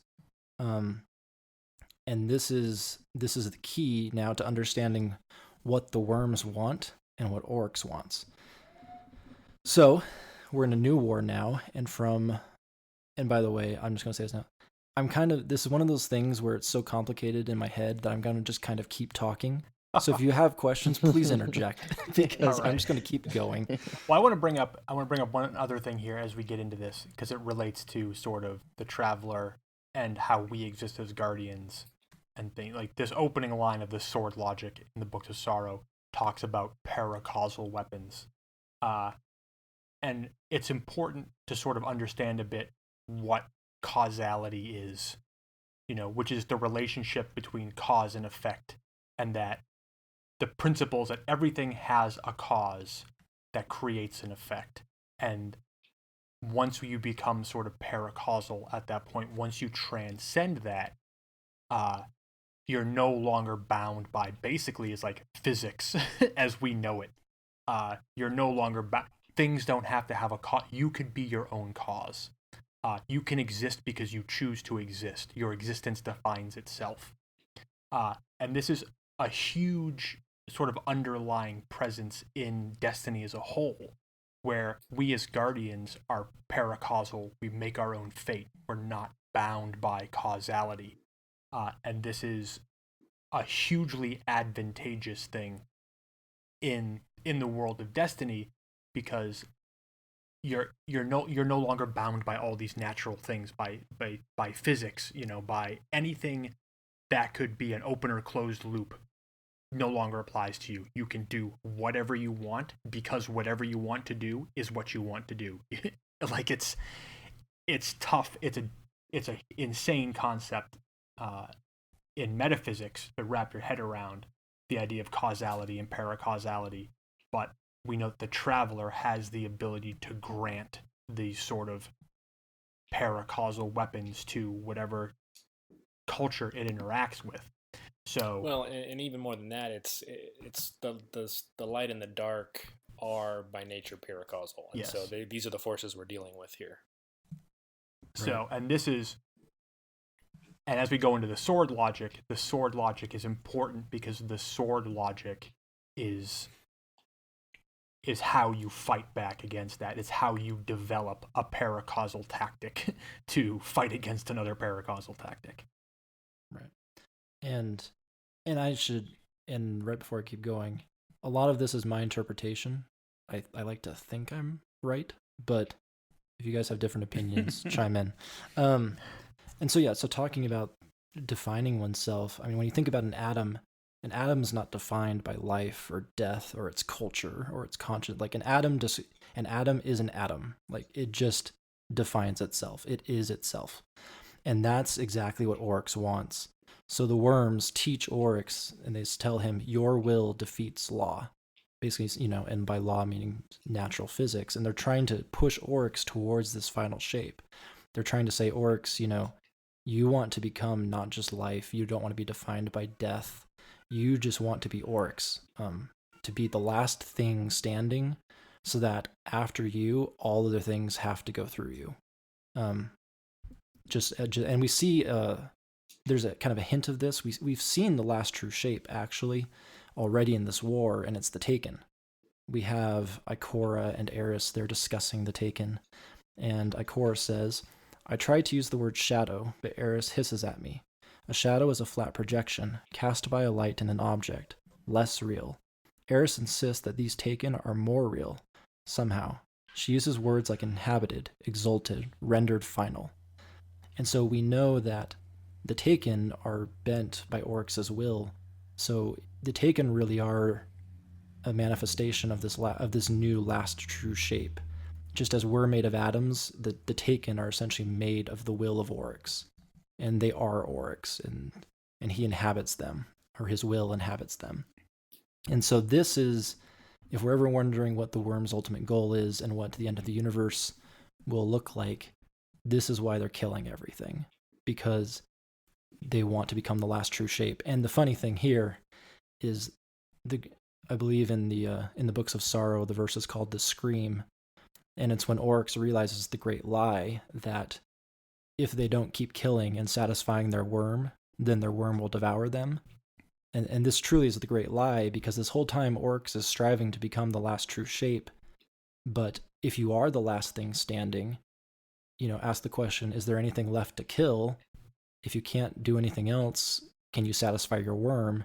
And so in the end, the worm would be the one who's truly the last true shape, because Oryx would cease to exist, the Hive would all die, and the worms would be the ones who are actually standing in the end. Such as something, the great deceit that is involved in all of this. And so now that we've established what the last shape is, we're going to get to the sword logic, because as Drop said, the sword logic, and again, this section is much more my interpretation, but it's how I believe that they get to become the last true shape and how it works. So we actually have an awesome Grimoire card called Sword Logic. And so the worms tell the Oryx They say, kill 100 of your children with a long blade, Oryx, and observe the change in the blade. Observe how this universe shrinks from you in terror. Your existence begins to define itself. And so here we see that the will of the wielder, so Oryx's will, is executed basically through this blade and his killing. And this is kind of just one of those meta things. And the blade remembers. So if you were to think about killing someone with a sword, you exerted your will through the sword to kill someone else and defeat their will. And now that will is remembered on the blade of the sword, either as a nick or a cut or a stain. But the point is the sword remembers. It remembers that it triumphed. And and it also is a bridge between the will of the wielder and the defeated will of the victim. And so we have, I believe these are Toland's words, again, from the Grimmer card, Ascendant Sword. Yep. And Toland, he's describing this concept of the sword being a bridge. So he says, a shredder or a boomer is a powerful weapon, but it kills acyclically. You see, it sends out harm and it takes nothing back. The bolt passes away into nothing. A sword, though, a sword is like a bridge, a crossing point. The sword binds wielder to victim. It binds life to death. And when the binding is done, the sword remembers. When the boomer's fire has burnt away into axion and neutrino scatter, the sword goes on, hungrier and sharper. Understand that this nightmare logic underpins his nightmare world. And here, Toland is referring, his is Crota in this case. And the nightmare world is the throne world of Crota, which we entered in the raid in the Dark Below. The Oversoul Throne. Yes, the Oversoul Throne. And so, basically, when Oryx and his sword take a life, all that remains is the sword, obviously, and the wielder. And so now, this is where it's going to get a little bit more crazy. We need to take this metaphor and think of it in terms of the universe. So we've been discussing just Oryx killing people and his sword. But now if we think of it in terms of the universe, there's life and there's death. But there's also this bridge between life and death. There's whenever someone dies, there's this little transition that somehow we transition between the two states. And that's described as a bridge. And so now, basically, the sword logic taken to that level is for the Hive to essentially inhabit that bridge. So if I'm sounding crazy, I'm told, and this is where it just gets crazy because it's like it makes sense to me, but probably nobody else. But basically, if you have life and then you have a bridge and death, and so you want to wield the bridge just as someone would wield the sword to execute their will. And so it says in another Grimmer card, the Incision from the Books of Sorrow, Savathun said, Oryx, my brother and king, I have studied the wounds cut by the worm our god. Also I have studied the manner of your death and return. These two things are the same, for they are predicated on death and the passage through cut spaces. Let us practice the sword logic until we are sharp. We may then cut our own wounds and step through. But Sivu Aroth said, Sister, I am already sharp. Look, my sword cuts into another space.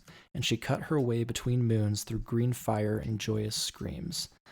And so the key to this verse is, we want to focus on death and the sword logic being about nothing but death. But what it's really about is the practice of death. It's when they say they want to make their sword sharp, they're saying they want to make their wills sharp so that they can essentially cut into the space, the passageway between life and death at will. And they learn that technique by practicing killing, because the closer they are to death, the closer they are to the passage, to the bridge. And so that's how they learn to cut through. And basically, this is what the throne worlds are. And it's not that the Hive are creating these throne worlds because they're trying to escape death. That's kind of petty. What they're trying to do is to create these throne worlds so that they can control the bridge between life and death. So it's not just to escape death, it's to control the bridge between the two. Sorry. and I'm only like halfway done.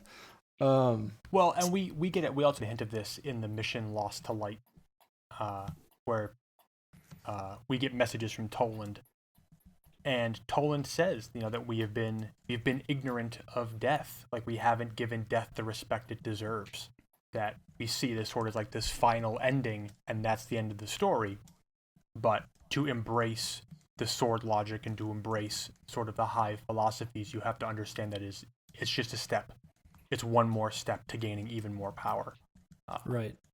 Yeah, exactly. And this is where, so what's really happening is, so imagine with the atom, and then I'll try to bring it back to Oryx.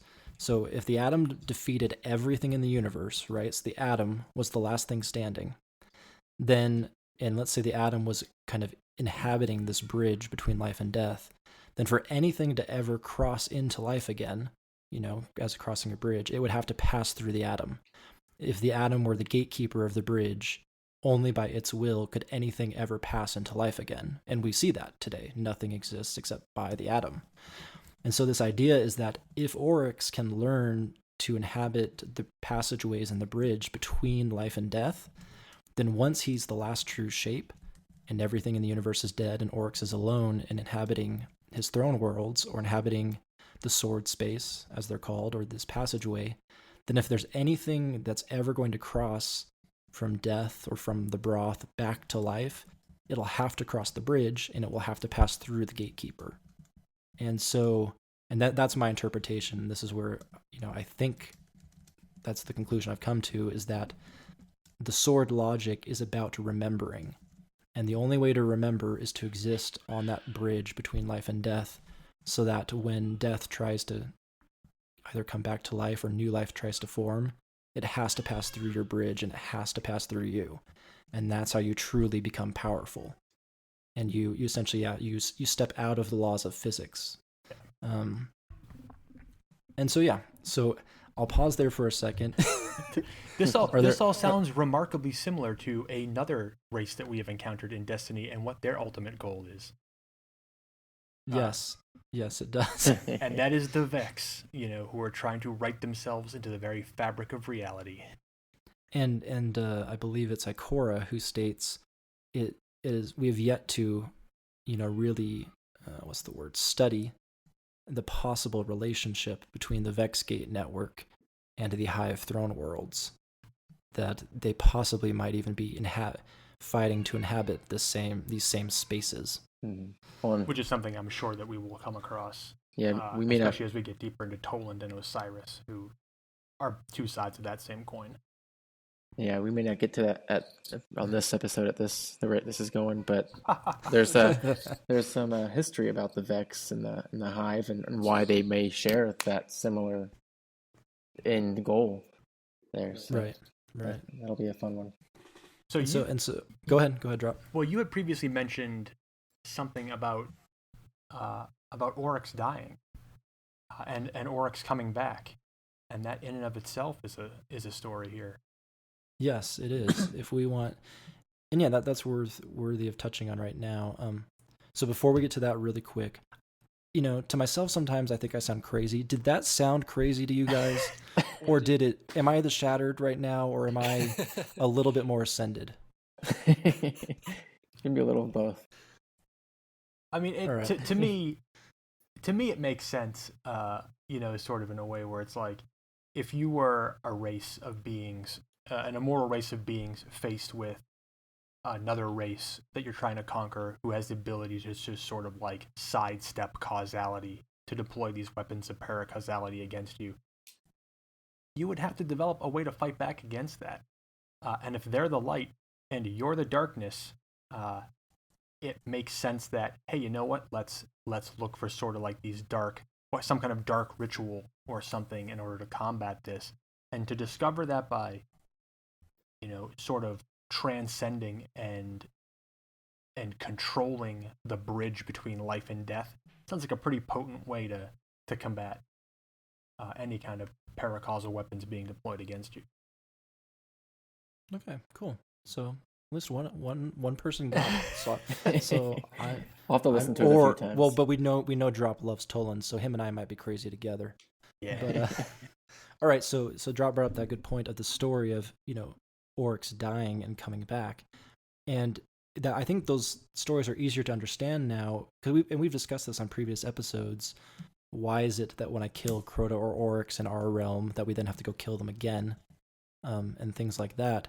And it helps when you think about this bridge. If the throne worlds inhabit the bridge between life and death, when we kill them in our realm, we're really not sending them to die. We're simply sending them back to the passageway between life and death. And then once we enter that passage, the sword space, in their throne realm, and kill them there, then we're kind of sending them the rest of the way across the bridge to try and push them over to death. But yes, so we know that all of the sisters have died at one point or another, and part of their practice of death was dying in our material physics normal realm, going to their throne world and coming back. But what's very interesting as well is we actually have these instances of basically them dying in their throne world and still coming back. Well, I'm going to go back even further. Okay. So, we have verse 2:6 here, which is the sword logic describing all these things. And we know that the sword logic is being deployed against the paracausal weapons of the Ammonites. But we also learn that Oryx has separated herself from this. She doesn't care about war. She's not looking at this fight. And that the sword logic also serves this purpose of drawing Oryx back into this conflict. Yeah, and kind of like the paracasual weapons used by the Amorites kind of piqued her interest. Yeah. A little bit. So now Oryx comes back, and there's still, again, this isn't Oryx the Taken King. This is still Oryx, The Curious. the Curious, the King morph of Arash.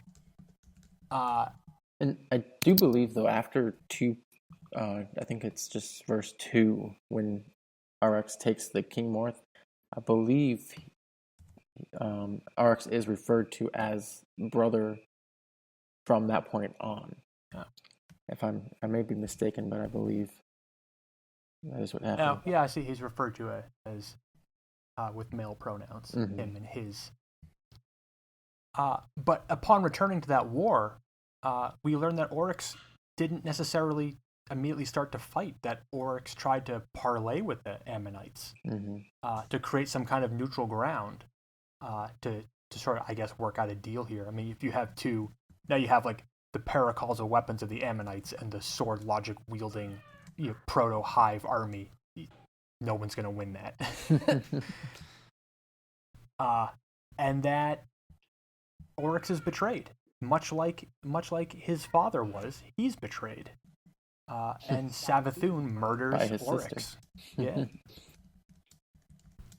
I like how the in the verse there, how the worm says, she couldn't have given you a better gift than this betrayal. It was the best gift of love, basically, that she could have done. Well, this is where those throne worlds first come into being. This is the first discovery of that, where Oryx is murdered by his sister, and the worms say to Oryx, you came from weakness, you came from the most hostile of conditions. It is now your responsibility to continue to create that throughout the universe, even to your sisters, and even to your own offspring, the beings that you create. Your job is to create the most hostile of conditions to prove the strength of their own existence. So in this, using this philosophy, Savathun betraying Oryx was a gift. But that even though his body was destroyed, his will at this point is so strong that it has created, it is safe on the bridge. And I think it's important to note, going back one verse before on the sword logic verse, the worm talking to Oryx mentions, it wasn't just your curiosity that brought you back to the war. It's like you felt your own death growing inside you. Like you must obey your nature. Your worm must feed. And so it again just reminds, Oryx is kind of feels himself dying at this point because he's not fighting. He's not following his nature, and so I think that's important to note there. And this is Right. where. Go ahead. Drop. Okay, Okay. we're getting these. Sorry, we're getting these hints of tragedy now. We're getting that maybe this deal was a little bit more raw than they thought. Mm-hmm. Right. We do learn, but after they do go on to defeat the Ammonites, and after that, they do seem to start embracing their destiny, their fate. They essentially begin to worship death.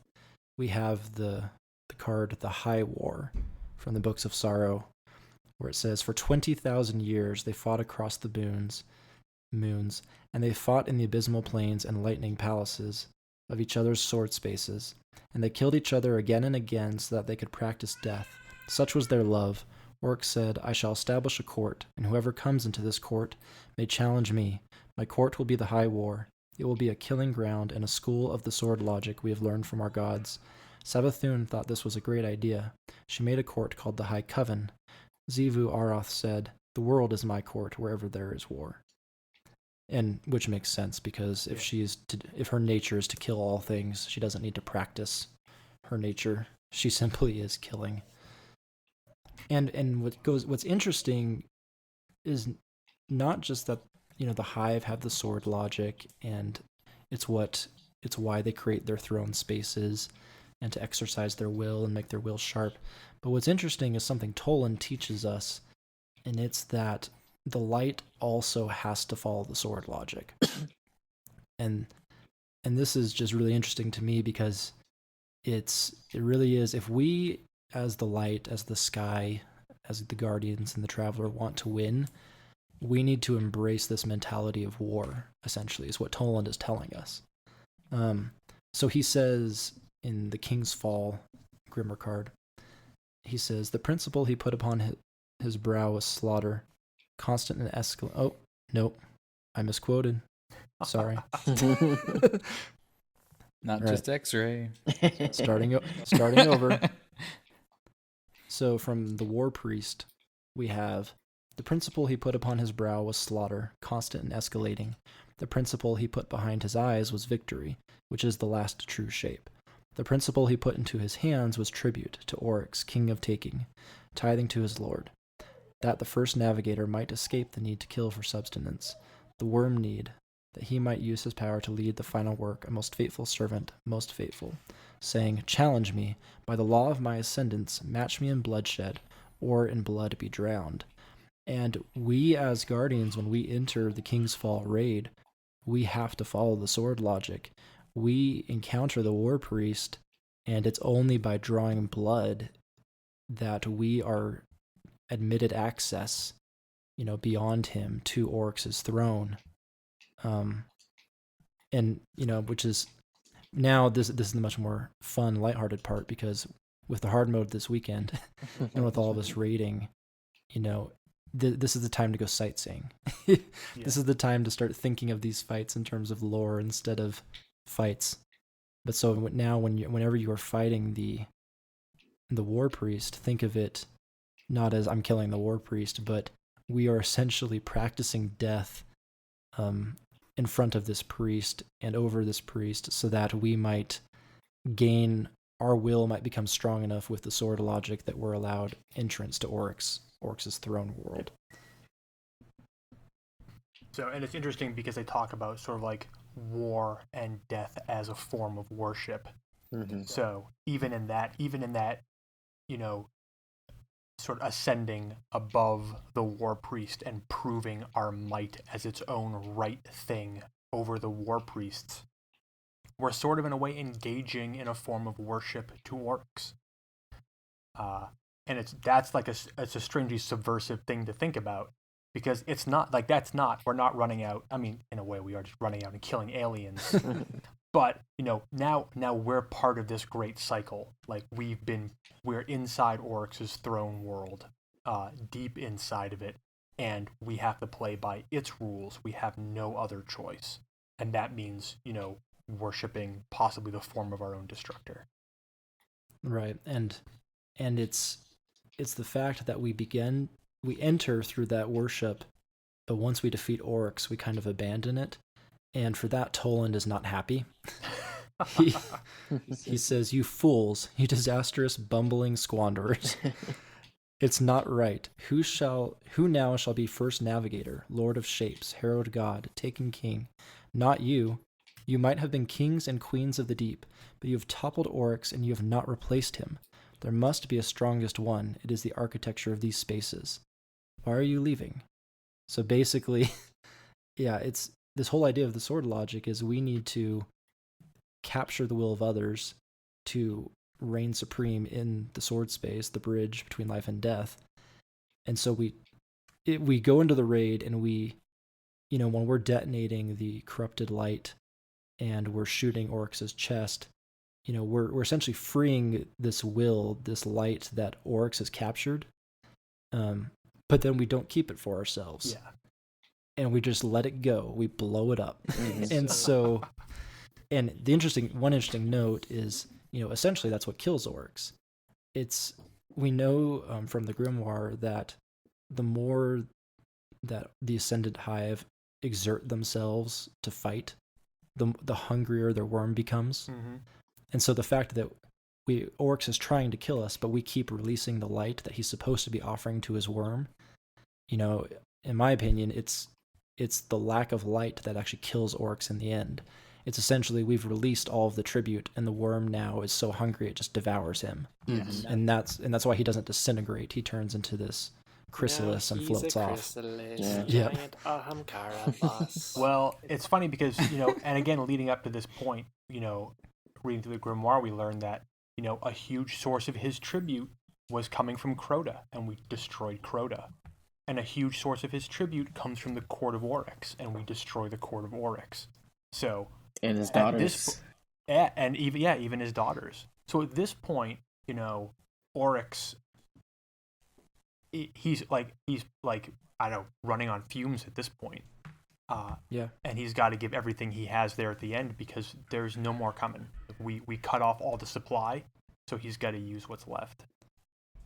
Right, and it doesn't work out well for him. No. Also, I'd like to point out that Saturn is also a quasi-gas giant, so if we send his corpse hurtling towards Saturn and it sinks deep down into that planet, who knows what might come out of him. Right, and if we really want to open a can of worms... What?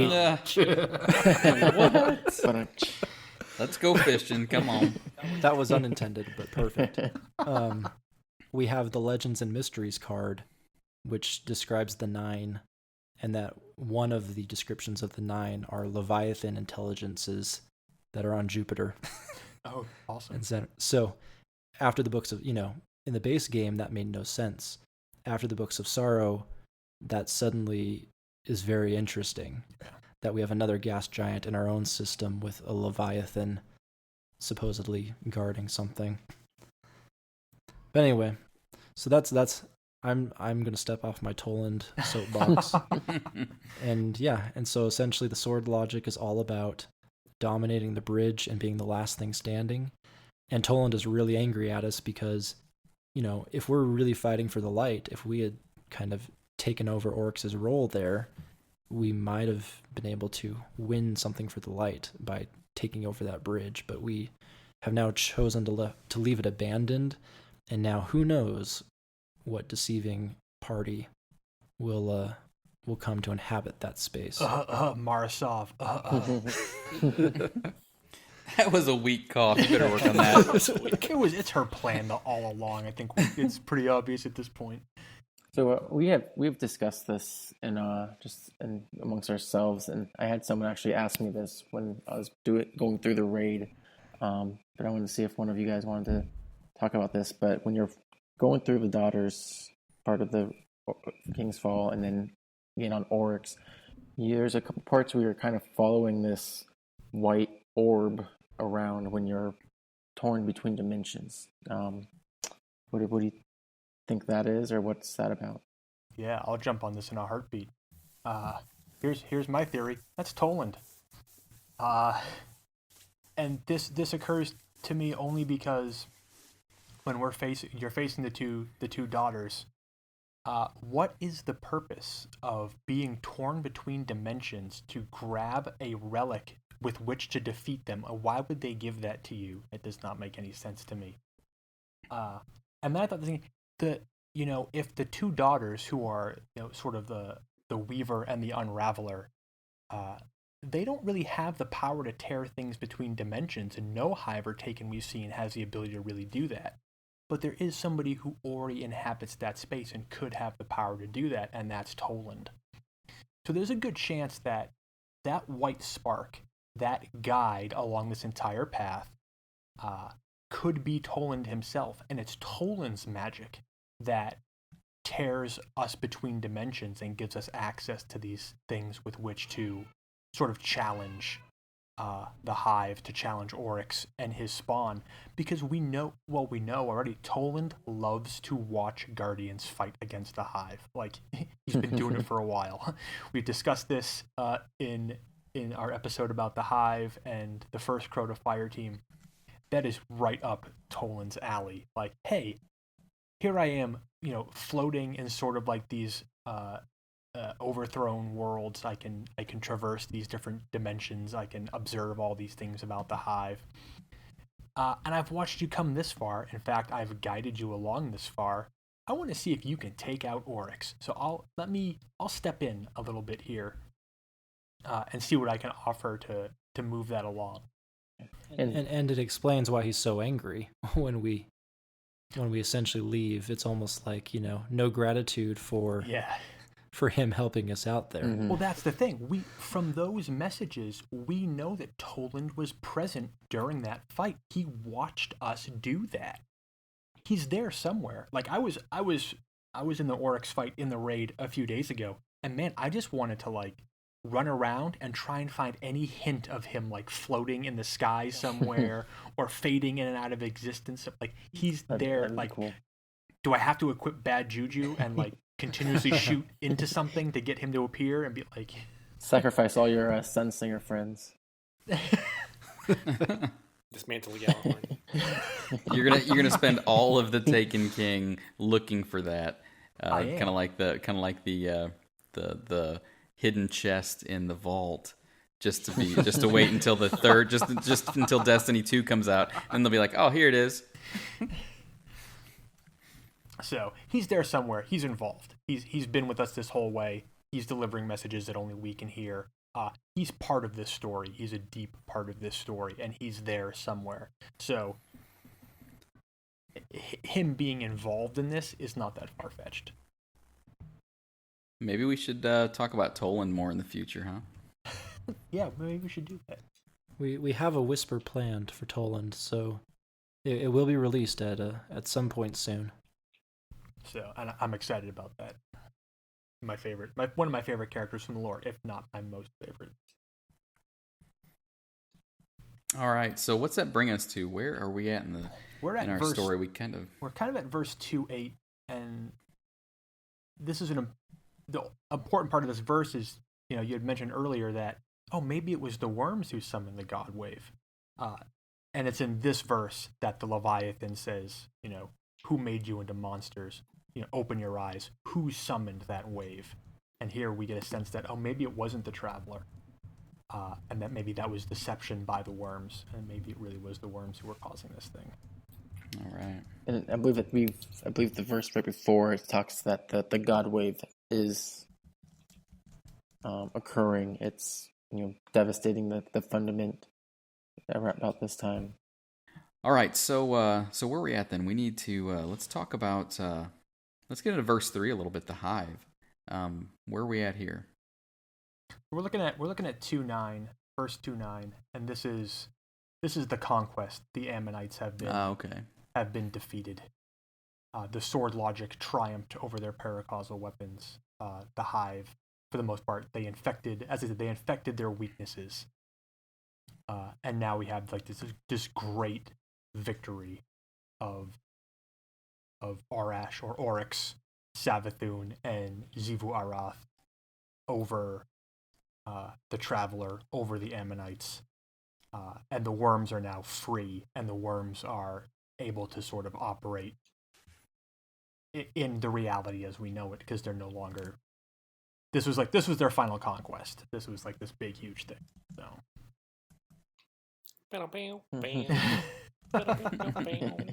Yeah, if only.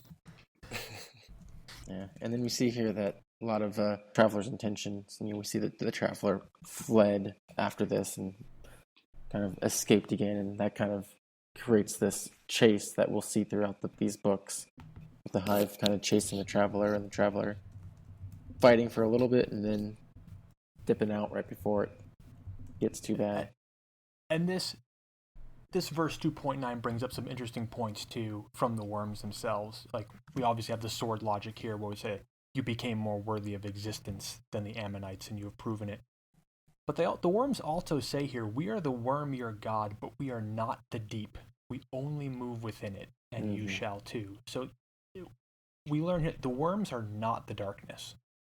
That, whether the darkness exists as this, non-defined cosmic element, the worms are absolutely not it. They're not the great threat here. I mean, they're a great threat, but they're not sort of like the end game here.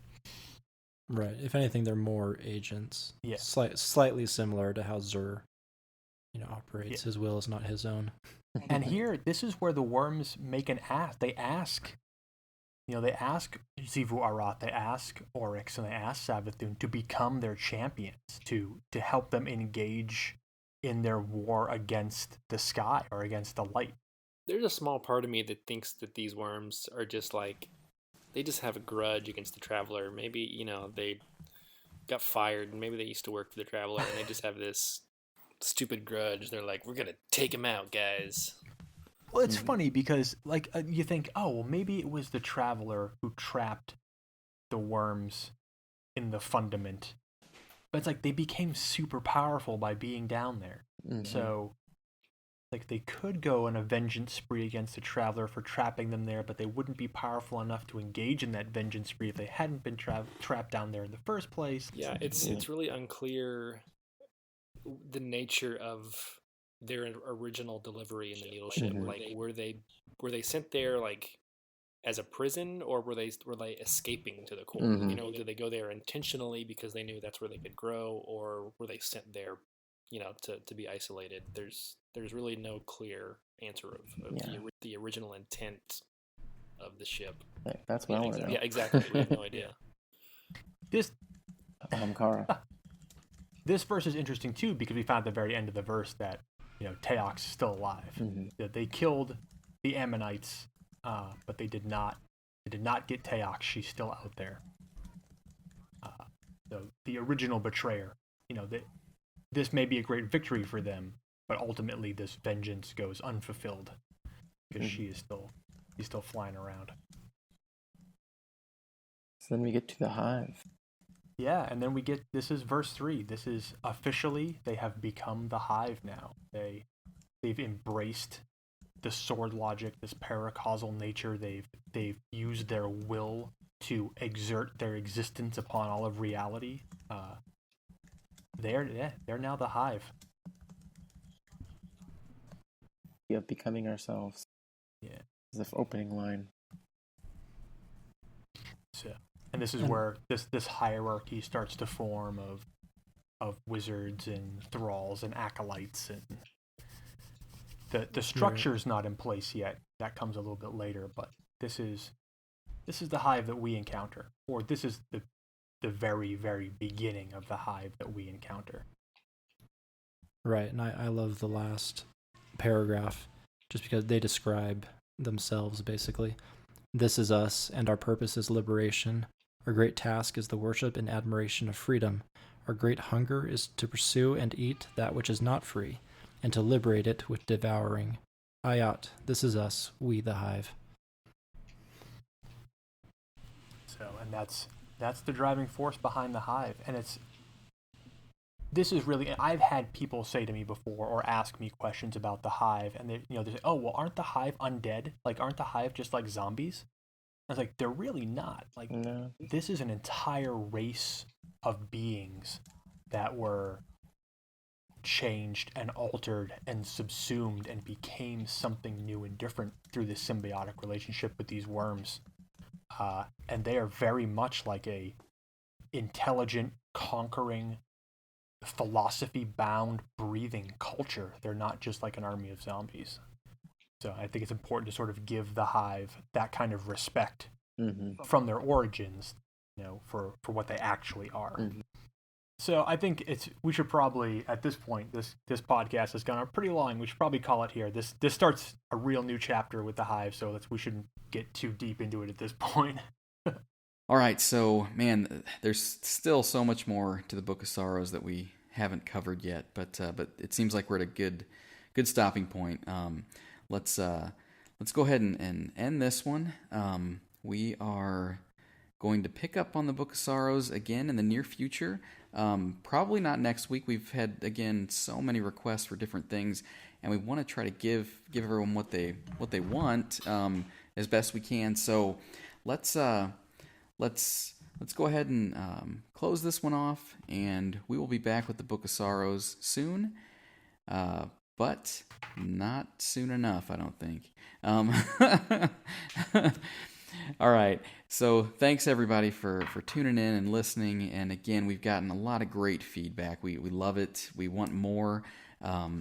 Again, we are on Podbean and iTunes, and anywhere you can leave us feedback and comments, especially on iTunes. Again, all that feedback helps us to kind of be seen and heard by more people, and that's what we want. We want to get people listening to our podcast and finding out this information that they may or may not know. We also are on Twitter at dghoststories, and we have an email set up for you to contact us. We are destinyghoststories@gmail.com. Again, I like to point out that Scooby DZ and dropslash have the destinytimeline.com out there that you can go check out for some more information about just the overall setting and world of Destiny. And something else that I want to mention real quick, one of the guys in our, not all of our clans, but a few of our guys on the podcast are in the Dads of Destiny Uprising clan. One of the guys made us, I guess, our first piece of fan art, and it was pretty awesome. And if you haven't seen it, you can find it on our Twitter or on DoD Uprising's Twitter site. It's so cool. It's these two hands kind of stretched out below this ghost holding a red and a blue pill, and basically it kind of says, will you follow us down the rabbit hole? And so we try not to get down there too far. I think we did a few times in this episode, but we try to bring things back on track. And again, thanks so much for listening. Had a great time and great episode. I feel like we're doing better every week. So until next time, thank you so much, and we will see you later. Thanks very much. Thanks, guys. See you.